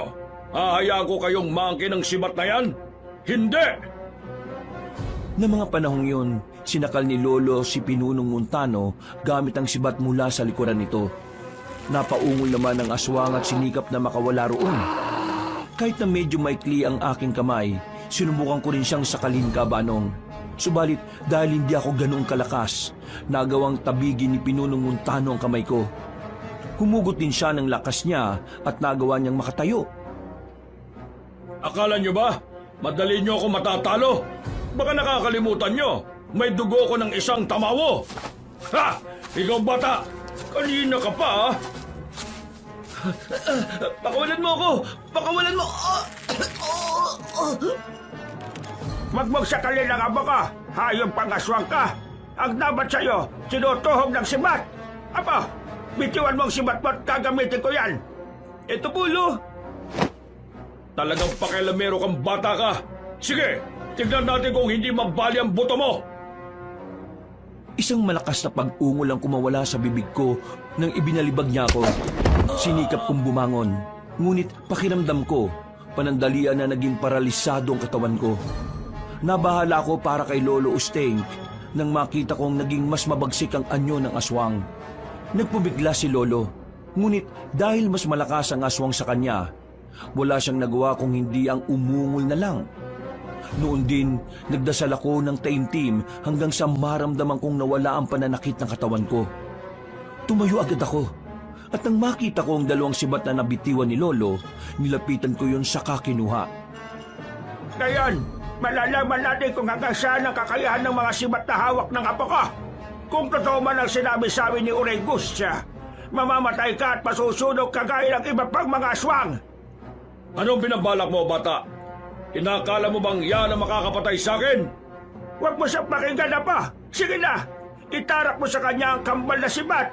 Puntiryahin mo ang puso niya. Sige po, Lo. Itong dapat sa mga kagaya mo, aswang! Ang likod ko! Demonyo kang bata ka! Magbabayad ka ng mahal sa akin! Sige, Baba! Huwag ka matakot sa kanya! Ibaon mo pa hanggang sa matama ng puso niya! Humugot ako ng lakas saka mas ibinaon pa ang sibat. Isang malakas na pag-ungol naman ang ginawa ng aswang at dahil doon nabitiwan niya si Lolo. Pagkabagsak sa lupa ni Lolo Usteng, aalalayan ko sana siya. Pero gumalaw si Pinunong Montano. Sinubukan niya akong sunggaban, kaya umilag ako. Hinugot ko na rin ang dalawang sibat sa kabungwelo para itarak ulit sa dibdib niya. Hindi na nakailag ang aswang, kaya bumagsak siya sa lupa. Inalalayan ko kagad si Lolo at nang makatayo na siya, kinuha niya ang mga sibat saka itinarak yun sa bunganga ng aswang na nooy umuungol pa. Yan ang dapat sa mga katulad mo! Tingnan na lang natin kung mabubuhay ka ba! Lo, mukhang gumagalaw pa po siya. Apo, umatras ka ng kaunti. Gumagalaw siya siguro dahil sa init na nagbubula sa loob niya. Masusunog na siya. Umatras tayo. Sige po, Lo. Ayan, tama po kayo. Kusang nasusunog ang katawan ng aswang. Ha, kahit natamawo siya, wala pa rin siyang nagawa sa kambal na sibat ni Kanlaon. Mabuti na lang at ipinagkaloob siya sa atin ni Ure Gustia. Natutubog na po siya, Lo. Maya-maya lang, magiging abos siya. Pwede na tayo makauwi sa bahay ni Hernan. Nakapagiganti na tayo sa pagkamatay ni Arman at nabigyan na natin siya ng hustisya. Natalo pa po natin ang aswang na may dugo ng isang tamawo. Sigurado na matatakot na rin po ang ibang aswang sa atin. Tama ka po. Tsak na wala nang mananalasang aswang dito sa Negros. Magiging ligtas na rin po ang kanayunan at makakauwi na tayo sa atin. Oo, Apo. Pero bago yan, kailangan masiguro muna natin na nasa mabuting kamay ang mga sibat na yan. Lo, nagiging abo na ang bangkay ni Pinunong Montano. Oh. Halika, kunin natin ang sibat. Ingat lang at baka masyado pang mainit yan. Sige po, Lo. Tara na po. Nilapitan namin ang nasusunog na katawan ni Pinunong Montano. Kinuha namin ang sibat at namangha ako nang malamang hindi man lang uminit yun. Kahit pa nakasalang yun sa apoy na sumusunog sa katawan ng aswang. Nang masiguro namin na hindi na mabubuhay pa ang Pinunong Aswang at wala na rin mga nilalang na nakaabang sa amin sa paligid, nagkasundo kami ni Lolo na maglakad na pabalik sa baryo ni na Kuya Hernan. Malas lang nila tayong nakaharap nila. Talaga po, Lolo. Para silang mga palito ng posporo na nasusunog dahil sa mga sibat natin. Ngayong marami na mga aswang na napatay natin, sigurado na magiging mas matunog ang pangalan natin. Ano pong ibig niyong sabihin, Lo? Mas darami ang kaaway natin, kaya dapat na mag-ingat tayo sa bawat sandali. Kailangan mas pagitigin natin ang paniniwala natin sa Diyos. Opo, Lo. Hindi naman po nawawalang paniniwala ko sa kanya. Sa totoo nga po, mas tumitibay pa sa bawat araw na dumaraan. Mabuti kung gano'n na po. Sige na, mas bilisan natin ang paglalakad para makarating agad tayo sa bahay ni Hernan. Sige po, Lo.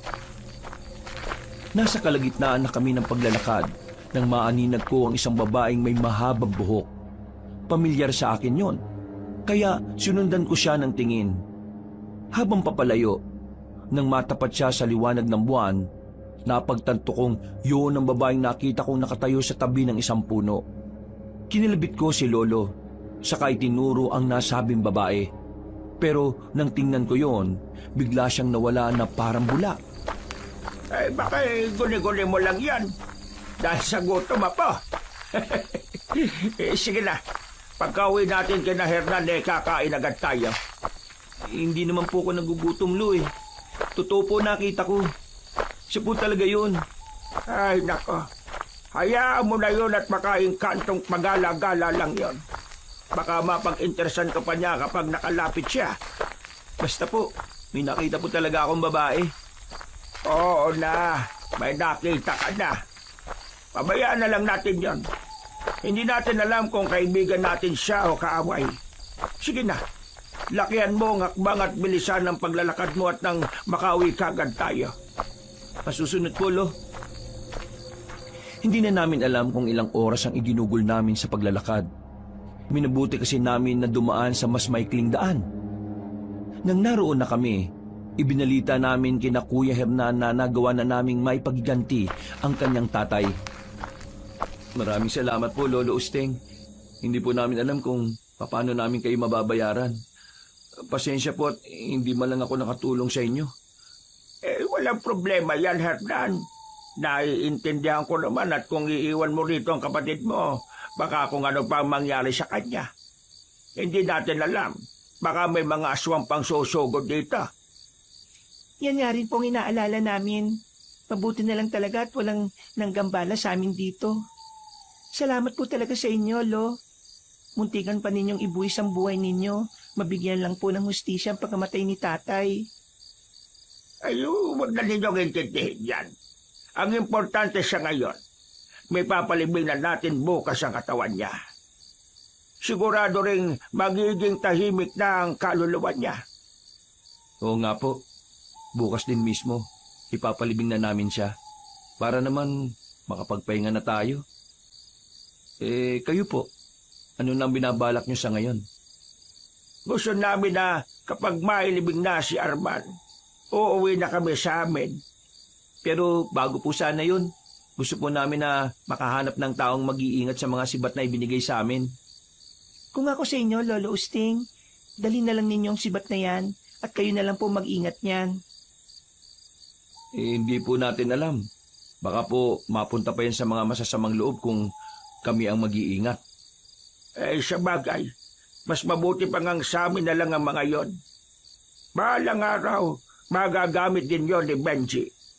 Hindi natin alam kung kailan ulit maghahasik ng takot ang mga aswang.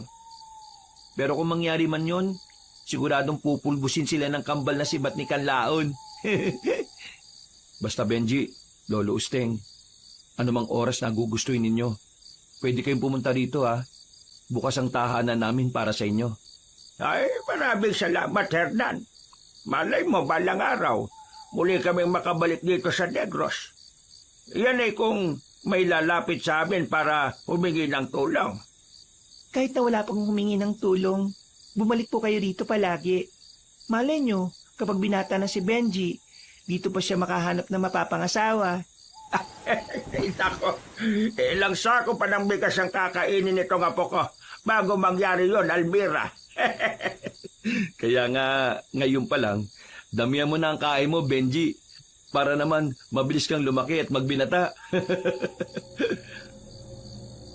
Dahil palalim na ang gabi at nakaramdam na rin kami ng pagod, nagpasya na muna kami ni Lolo Usteng na matulog. Kinabukasan, maaga kaming nagising para maganda. Sakto namang dumating na ang ibang tao na makikilibing, kaya umalis na kaming lahat para ihatid si Ka Arman sa kanyang huling hantungan. Nang matapos ang paglilibing sa kaibigan ni Lolo, bumalik kami sa bahay ni na Kuya Hernan. Agad din kaming nagpaalam na uuwi, nang sa ganun ay meron pa kaming masasakyan papunta sa amin. Mag-iingat po kayo, Lolo Usteng, Benji. Salamat, Hernan. Pasensya na at hindi kami pwede magtagal, ha? May mga gagamutin pa kasi kami sa susunod na araw sa kabilang baryo namin, eh.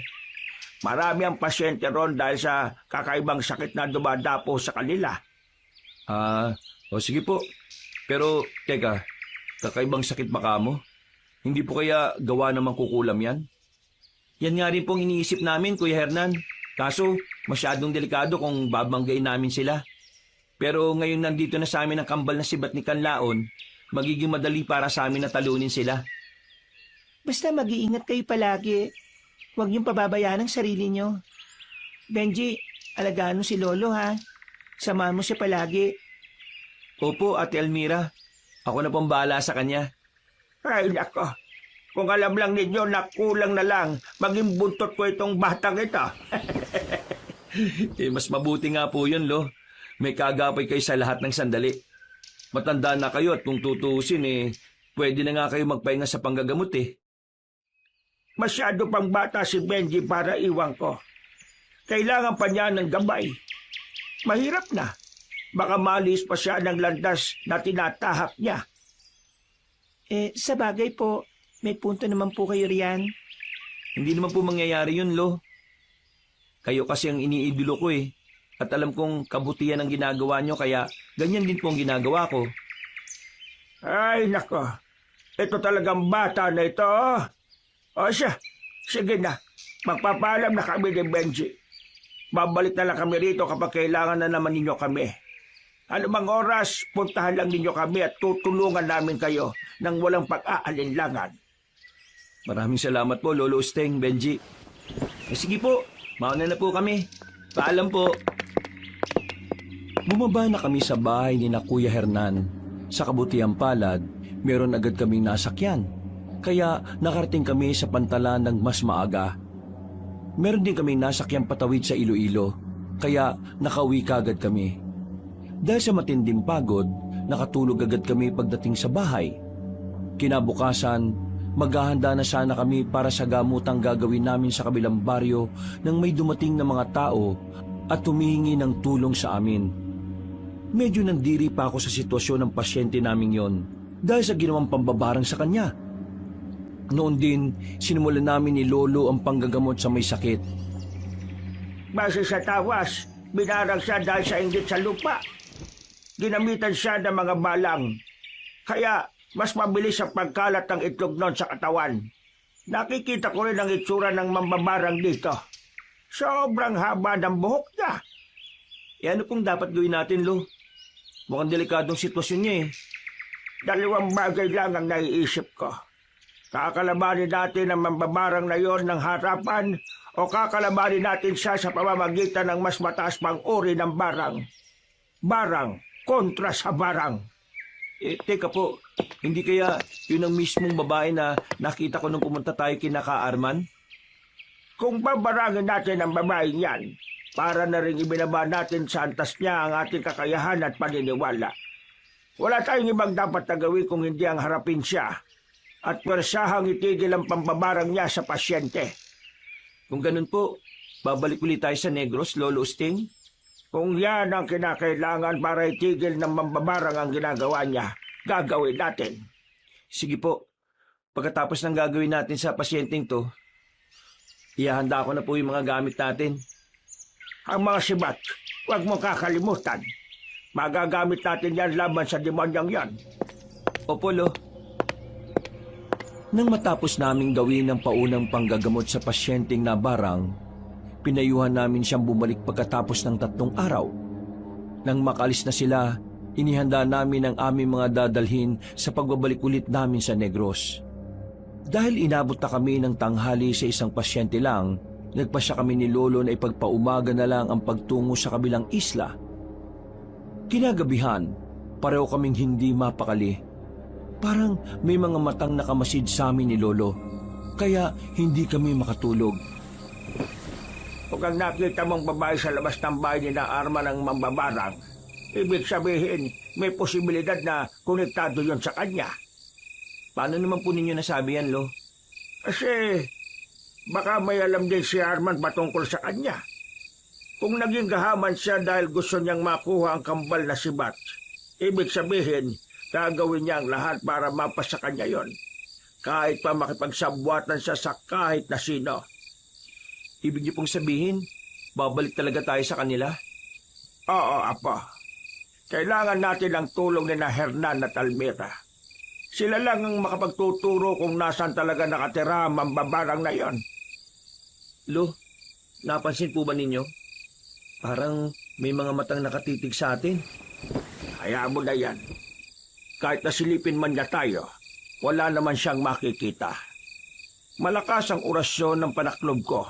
At alam ko na hindi niya tayo makikita. Sige na, matulog ka na at... Lolo Sting, may nakita po kong balang na lumipad patungo sa ulunan natin. Parang may nakataling sinulid na kulay pula. Hindi lang po ako ganong sigurado. Sandali, nasan ba? Ayan po, Lo. Yan yung balang na tinutukoy ko. Ang walang yang mambabarang.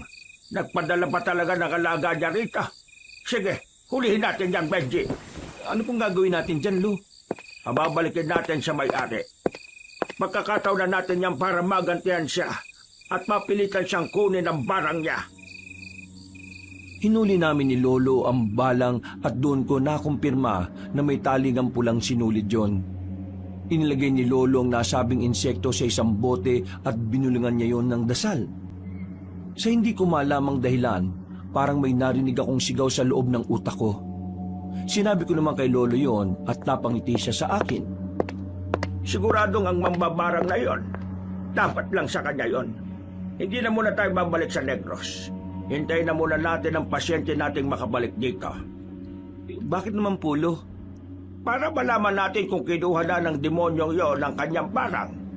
Kapag wala pa pahihirapan natin siya gamit ng alaga niya. Sige po, Lo. Mas mabuti pa nga po yan. Para naman mabigyan natin siya ng leksyon. Yan din ang iniisip ko, Apo. Sige na. Madadala ng sumilip sa atin ang mambabarang na yon. Matulog na tayo. Natulog na nga kami ni Lolo Kabanong. Kinabukasan, naging normal naman ang lahat. Ilang beses ko pang tiningnan ng boteng pinaglagyan ng balang. At nakita kong unti-unti nang nanghihina yon. Nang dumating ang araw ng pagbabalik ng pasyente namin, tinawa siya ulit ni Lolo at natuwa kami nang malamang binawi na ng mambabarang ang itinanim niya sa katawan ng biktima niya. Ganun na lang ang pagpapasalamat ng pasyente namin dahil gumaling siya. Minabuti na rin ni Lolo na patayin ang insektong nasa bote para magkaroon din ng leksyon ng babaeng yon. Nararapat lang yun sa kanya. Kapag may nagpagamot ulit sa atin at malaman natin siya ang may gawa, abay, hindi na ako magdadalawang isip na idiskumonyo ng mambabarang na yon. Tingnan natin kung sino ang mareribweltahan dahil sa kasamaan niya. Malamang po, Lo. Takot na yun sa atin. Sigurado na hindi na siya mambibiktima ng mga taong malapit dito sa atin. Mukhang kilala niya po tayo eh. Oo, Apo. Sigurado yan. Ay, nako. Kung hindi aswang ang kalaban natin, mambabarang o mangkukulam, kailan pa kaya mauubos sa mga ganyang nilalang dito? Hindi ko rin po alam, Lo eh. Kung hindi tayo kikilos, sigurado na wala rin mangyayari. Gusto kong igugulang natin tirang buhay ko sa pagtugis sa mga masasamang nilalang na yan. Gagamitin ko ang sibat ni Kanlaon. Tutulungan ko po kayo, Lo. Hindi ko po kayo pwedeng pabayaan. Kaya ko na rin naman po eh. Masyadong delikado ang gagawin ko, Benji. Mas mabuting itoon mo na lang ang pansin mo sa panggagamot. Marami ang mga taong nangangailangan ng tulong dito sa atin. Pero mas kailangan niyo po ako eh. Ayaw ko po na mapahama kayo, Lolo. Kung mapapahama kayo, mas mabuti nang sabay po tayo. O siya, sige na. Pero hindi sa ngayon. Sasama ka lang sa akin kapag tumungtong ka na ng edad na 18. Pero, Lo, Wala ng pero-pero. Lolo mo ko. At dapat sinusunod mo ang sinasabi ko. sige po, Lo. Kung yan ang gusto ninyo, yun po ang susundin ko. Mabuti naman at nakakaintindihan tayong dalawa. Magmula noon, madalas na umalis si Lolo Usteng para tugisin ang mga masasamang elemento. Sa hindi ko malamang rason, nagkaroon ako ng kakaibang pangitain patungkol kay Lolo. Dahil dito, pinipilit ko siya para payagan niya akong sumama sa kanya. At sa kabutihang palad, pumayag naman siya. Kinabukasan, muli kaming bumalik sa Negros. Dahil may mga balibalitang may nananalasang aswang sa kanayunan. Bakit? Ano bang pangitay nakikita mo at parang natataranta ka po? Nakita ko po kayong pinagtutulungan ng mga aswang. Hindi ko po papayagan ng mga yun na magawang kayo na masama. Pero baka ikaw naman ang mapano. Kaya nga sana hindi kita papayagang sumama sa akin. Bahala na po. Ang importante, kasama ng ninyo ko. Mas kampante ako ngayon, Lo. Ay, sige, doon na muna tayo tutuloy kina Hernan. Kapag sasapit ang gabi, aalis tayo at manunugis. Bilog ang buwan ngayon, kaya mas madali natin silang makikita. Sige po. Nakahanda na rin naman po ang mga sibat natin, Lolo. Tingnan na lang natin kung hindi pa mauubos ang mga aswang na yan. Masusunog pati ang kaluluwa nila kapag nasugatan sila ng mga sibat ni Kanlaon. Talaga po masusunog sila, Lo. Nasunog nga si Maestro Silas at Pinunong Montano eh. Nakituloy nga kami kina Kuya Hernan at tinanggap naman nila kami ng malugod. Kinagabihan, nagpaalam kaming aalis ni Lolo. Alam nila kung ano ang pakay namin. Kaya pumayag kagad sila. Rumonda kami ni Lolo sa mga kanayunan hanggang sa matanaw namin ang 5 nilalang na papalapit sa isang bahay. May gusto ba kung mabibiktima sila yan? Tara na, kailangang hindi sila magtagumpay sa gagawin nila. Sige po, Lo. Teka, ano po kaya kung sibatin na lang natin ang mga yan para mamatay na lang? Hindi tayo makasisiguro kung matatamaan natin sila. Pero sige, susubukan ko sandali. Eto, titirahin ko na sila. Ayun! Sa pulpo! Ha, napalingon sa atin ang 4 pang aswang. Pahiram ng sibat mo. Babawasan ulit natin sila ng isa pa. Sige po, Lo. Ito po, itong sibat ko. Akin na. Saluhin din ninyo itong isa pa. Ayun! Ang galing po ninyo, Lo. Natamaan din yung ikalawa. At ayun, galit na sa atin yung 3 aswang.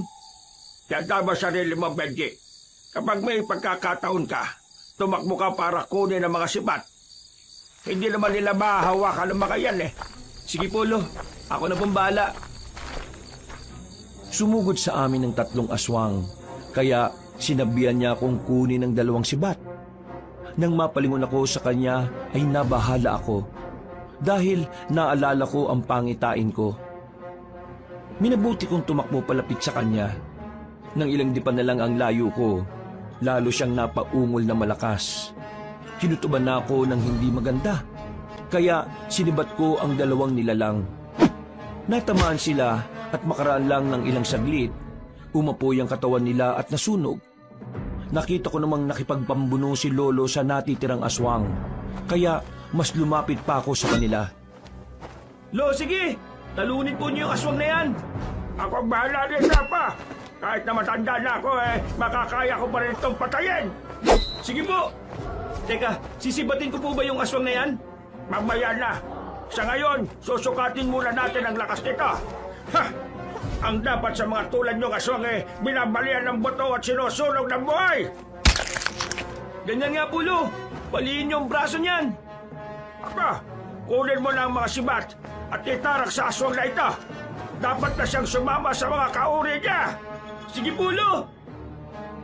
Kinuha ko ang sibat at nang makita kong hindi na makagalaw ang aswang dahil sa pagkakahawak ni Lolo, walang pagdadalawang isip kong itinarak ang sibat sa dibdib ng nilalang.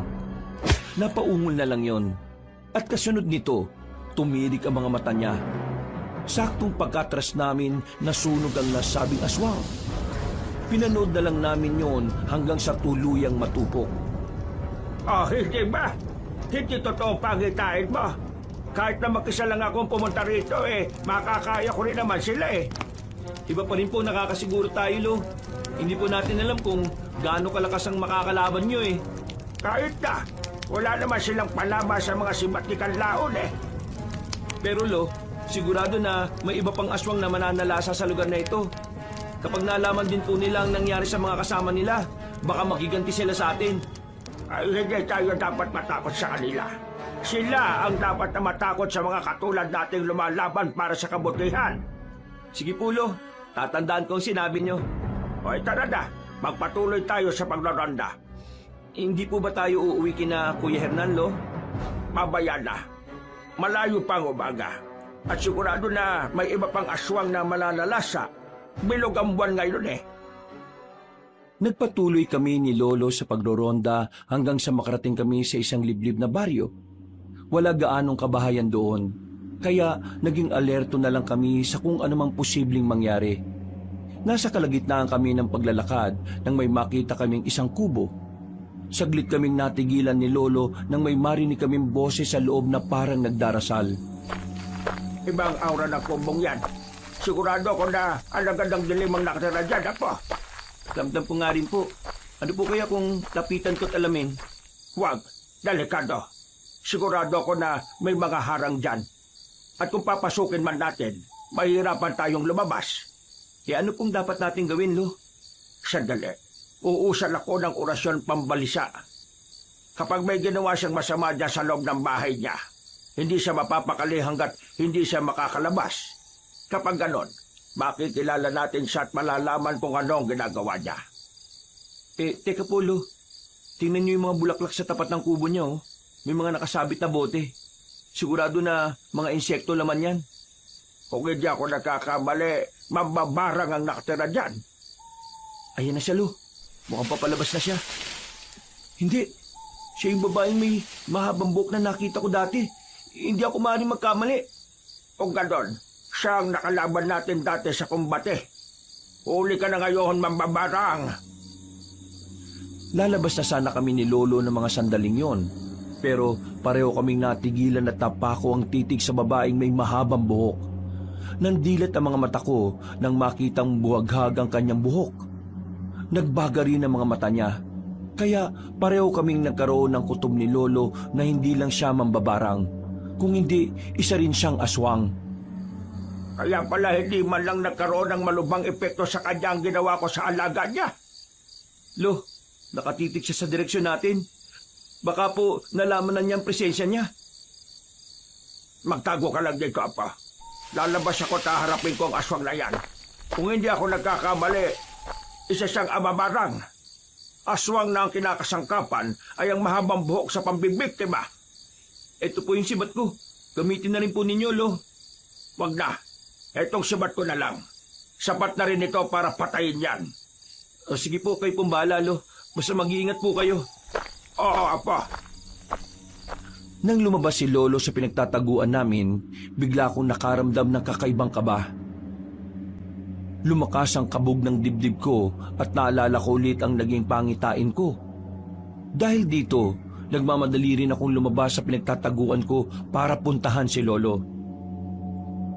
Nakita kong nililingkis na siya ng mahahabang buhok ng aswang. Narinig ko rin ang kakaibang angil niya, kaya mas nabahala ko para sa kaligtasan ni Lolo. Hindi ka na sana lumabas pa sa pinagtataguan mo, Apa. Makakaya ko naman to. Pero Lo, hindi ko po kayo pwedeng pabayaan. Kung ganon, sige, tulungan mo ko nang matalo na natin ang aswang na ito. Sige po, Lo. Sisibatin ko na lang siya at nang... Walang yakang amamarang ka. Kumanda ka sa akin kapag nakawala ko rito sa mabantot pang buhok. Muli akong napaungol at nagpumiglas ng pulputan ng buhok ng amamarang ang aking leeg at braso na may hawak na sibat. Sinikap ko ang makagalaw, pero napakalakas ng buhok niya. Subalit dahil gusto kong makatulong kay Lolo, ginawa kong lahat na makakaya ko para makaalis doon. Gamit ang matalim na bahagi ng sibat, sinikap kong matamaan ang pulumpon ng buhok ng aswang. Napangiti na lang ako nang marinig ko ang pagsigaw ng amamarang at naramdaman kong lumuwag ang pagkakapulupot niya sa akin. Apo, pinipigilan ko na ang aswang. Sige na, itarak mo na ang sibat mo sa kanya. Magagawa mo yan. Sige po, Lo. Maluwag na rin po pagkakapulupot ng aswang sa akin. Hoy, aswang! Pakawala mo Lolo ko! Kung hindi, masusunog ka kasama ng napakahabang buhok mo! Hindi yan makikinig sa'yo, Apo. Ang mga katulad nila ay walang pinakikinggan. Mga hayok sila sa dugot laman ng tao. Ganun po ba? Kung ganun, itong dapat sa mga katulad mo! Ayan, magaling, Apo. Sige pa, huwag kang tumigil. Undayan mo na sibat ang katawan niya.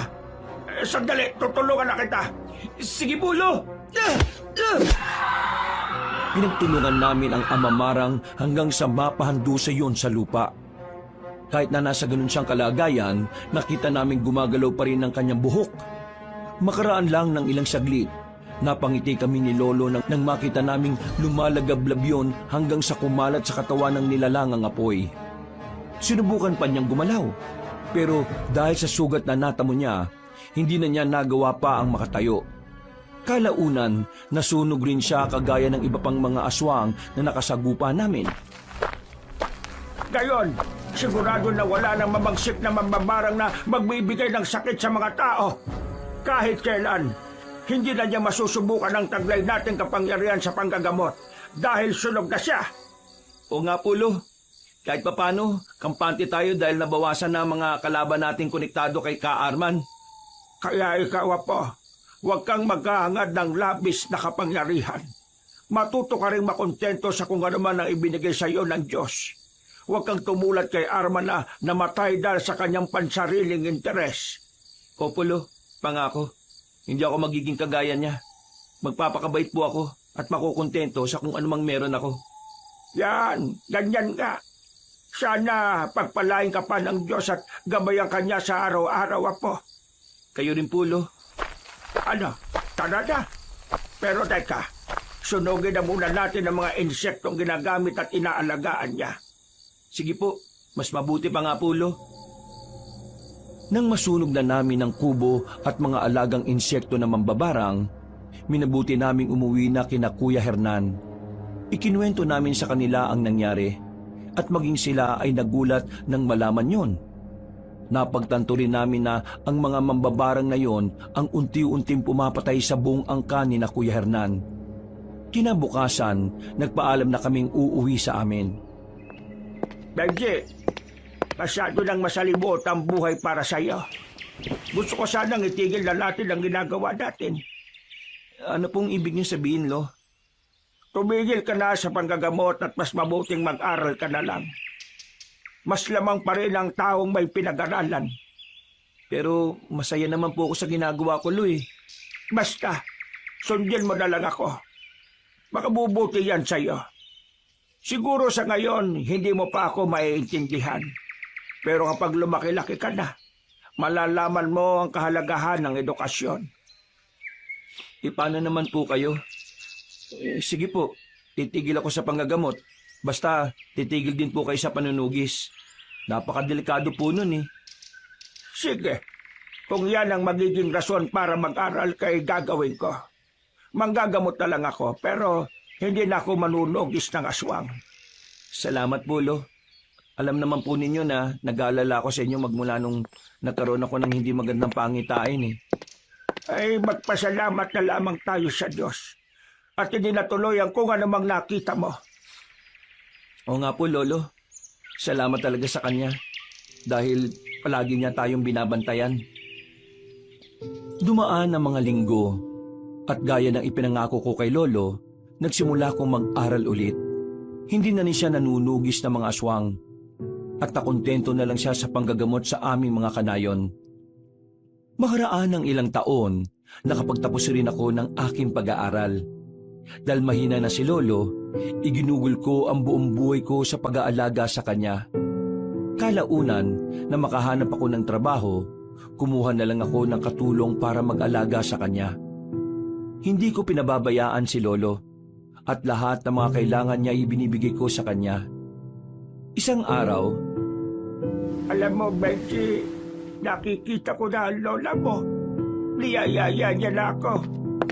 Diyos ko, Lo, huwag ka po magsalita ng ganyan. Huwag mo na lang pong pansinin ng mga nakikita mo. Teka, kung niyayaya ka niya, ano naman po ang sabi niya sa inyo? Sabi niya, sasayaw raw kami.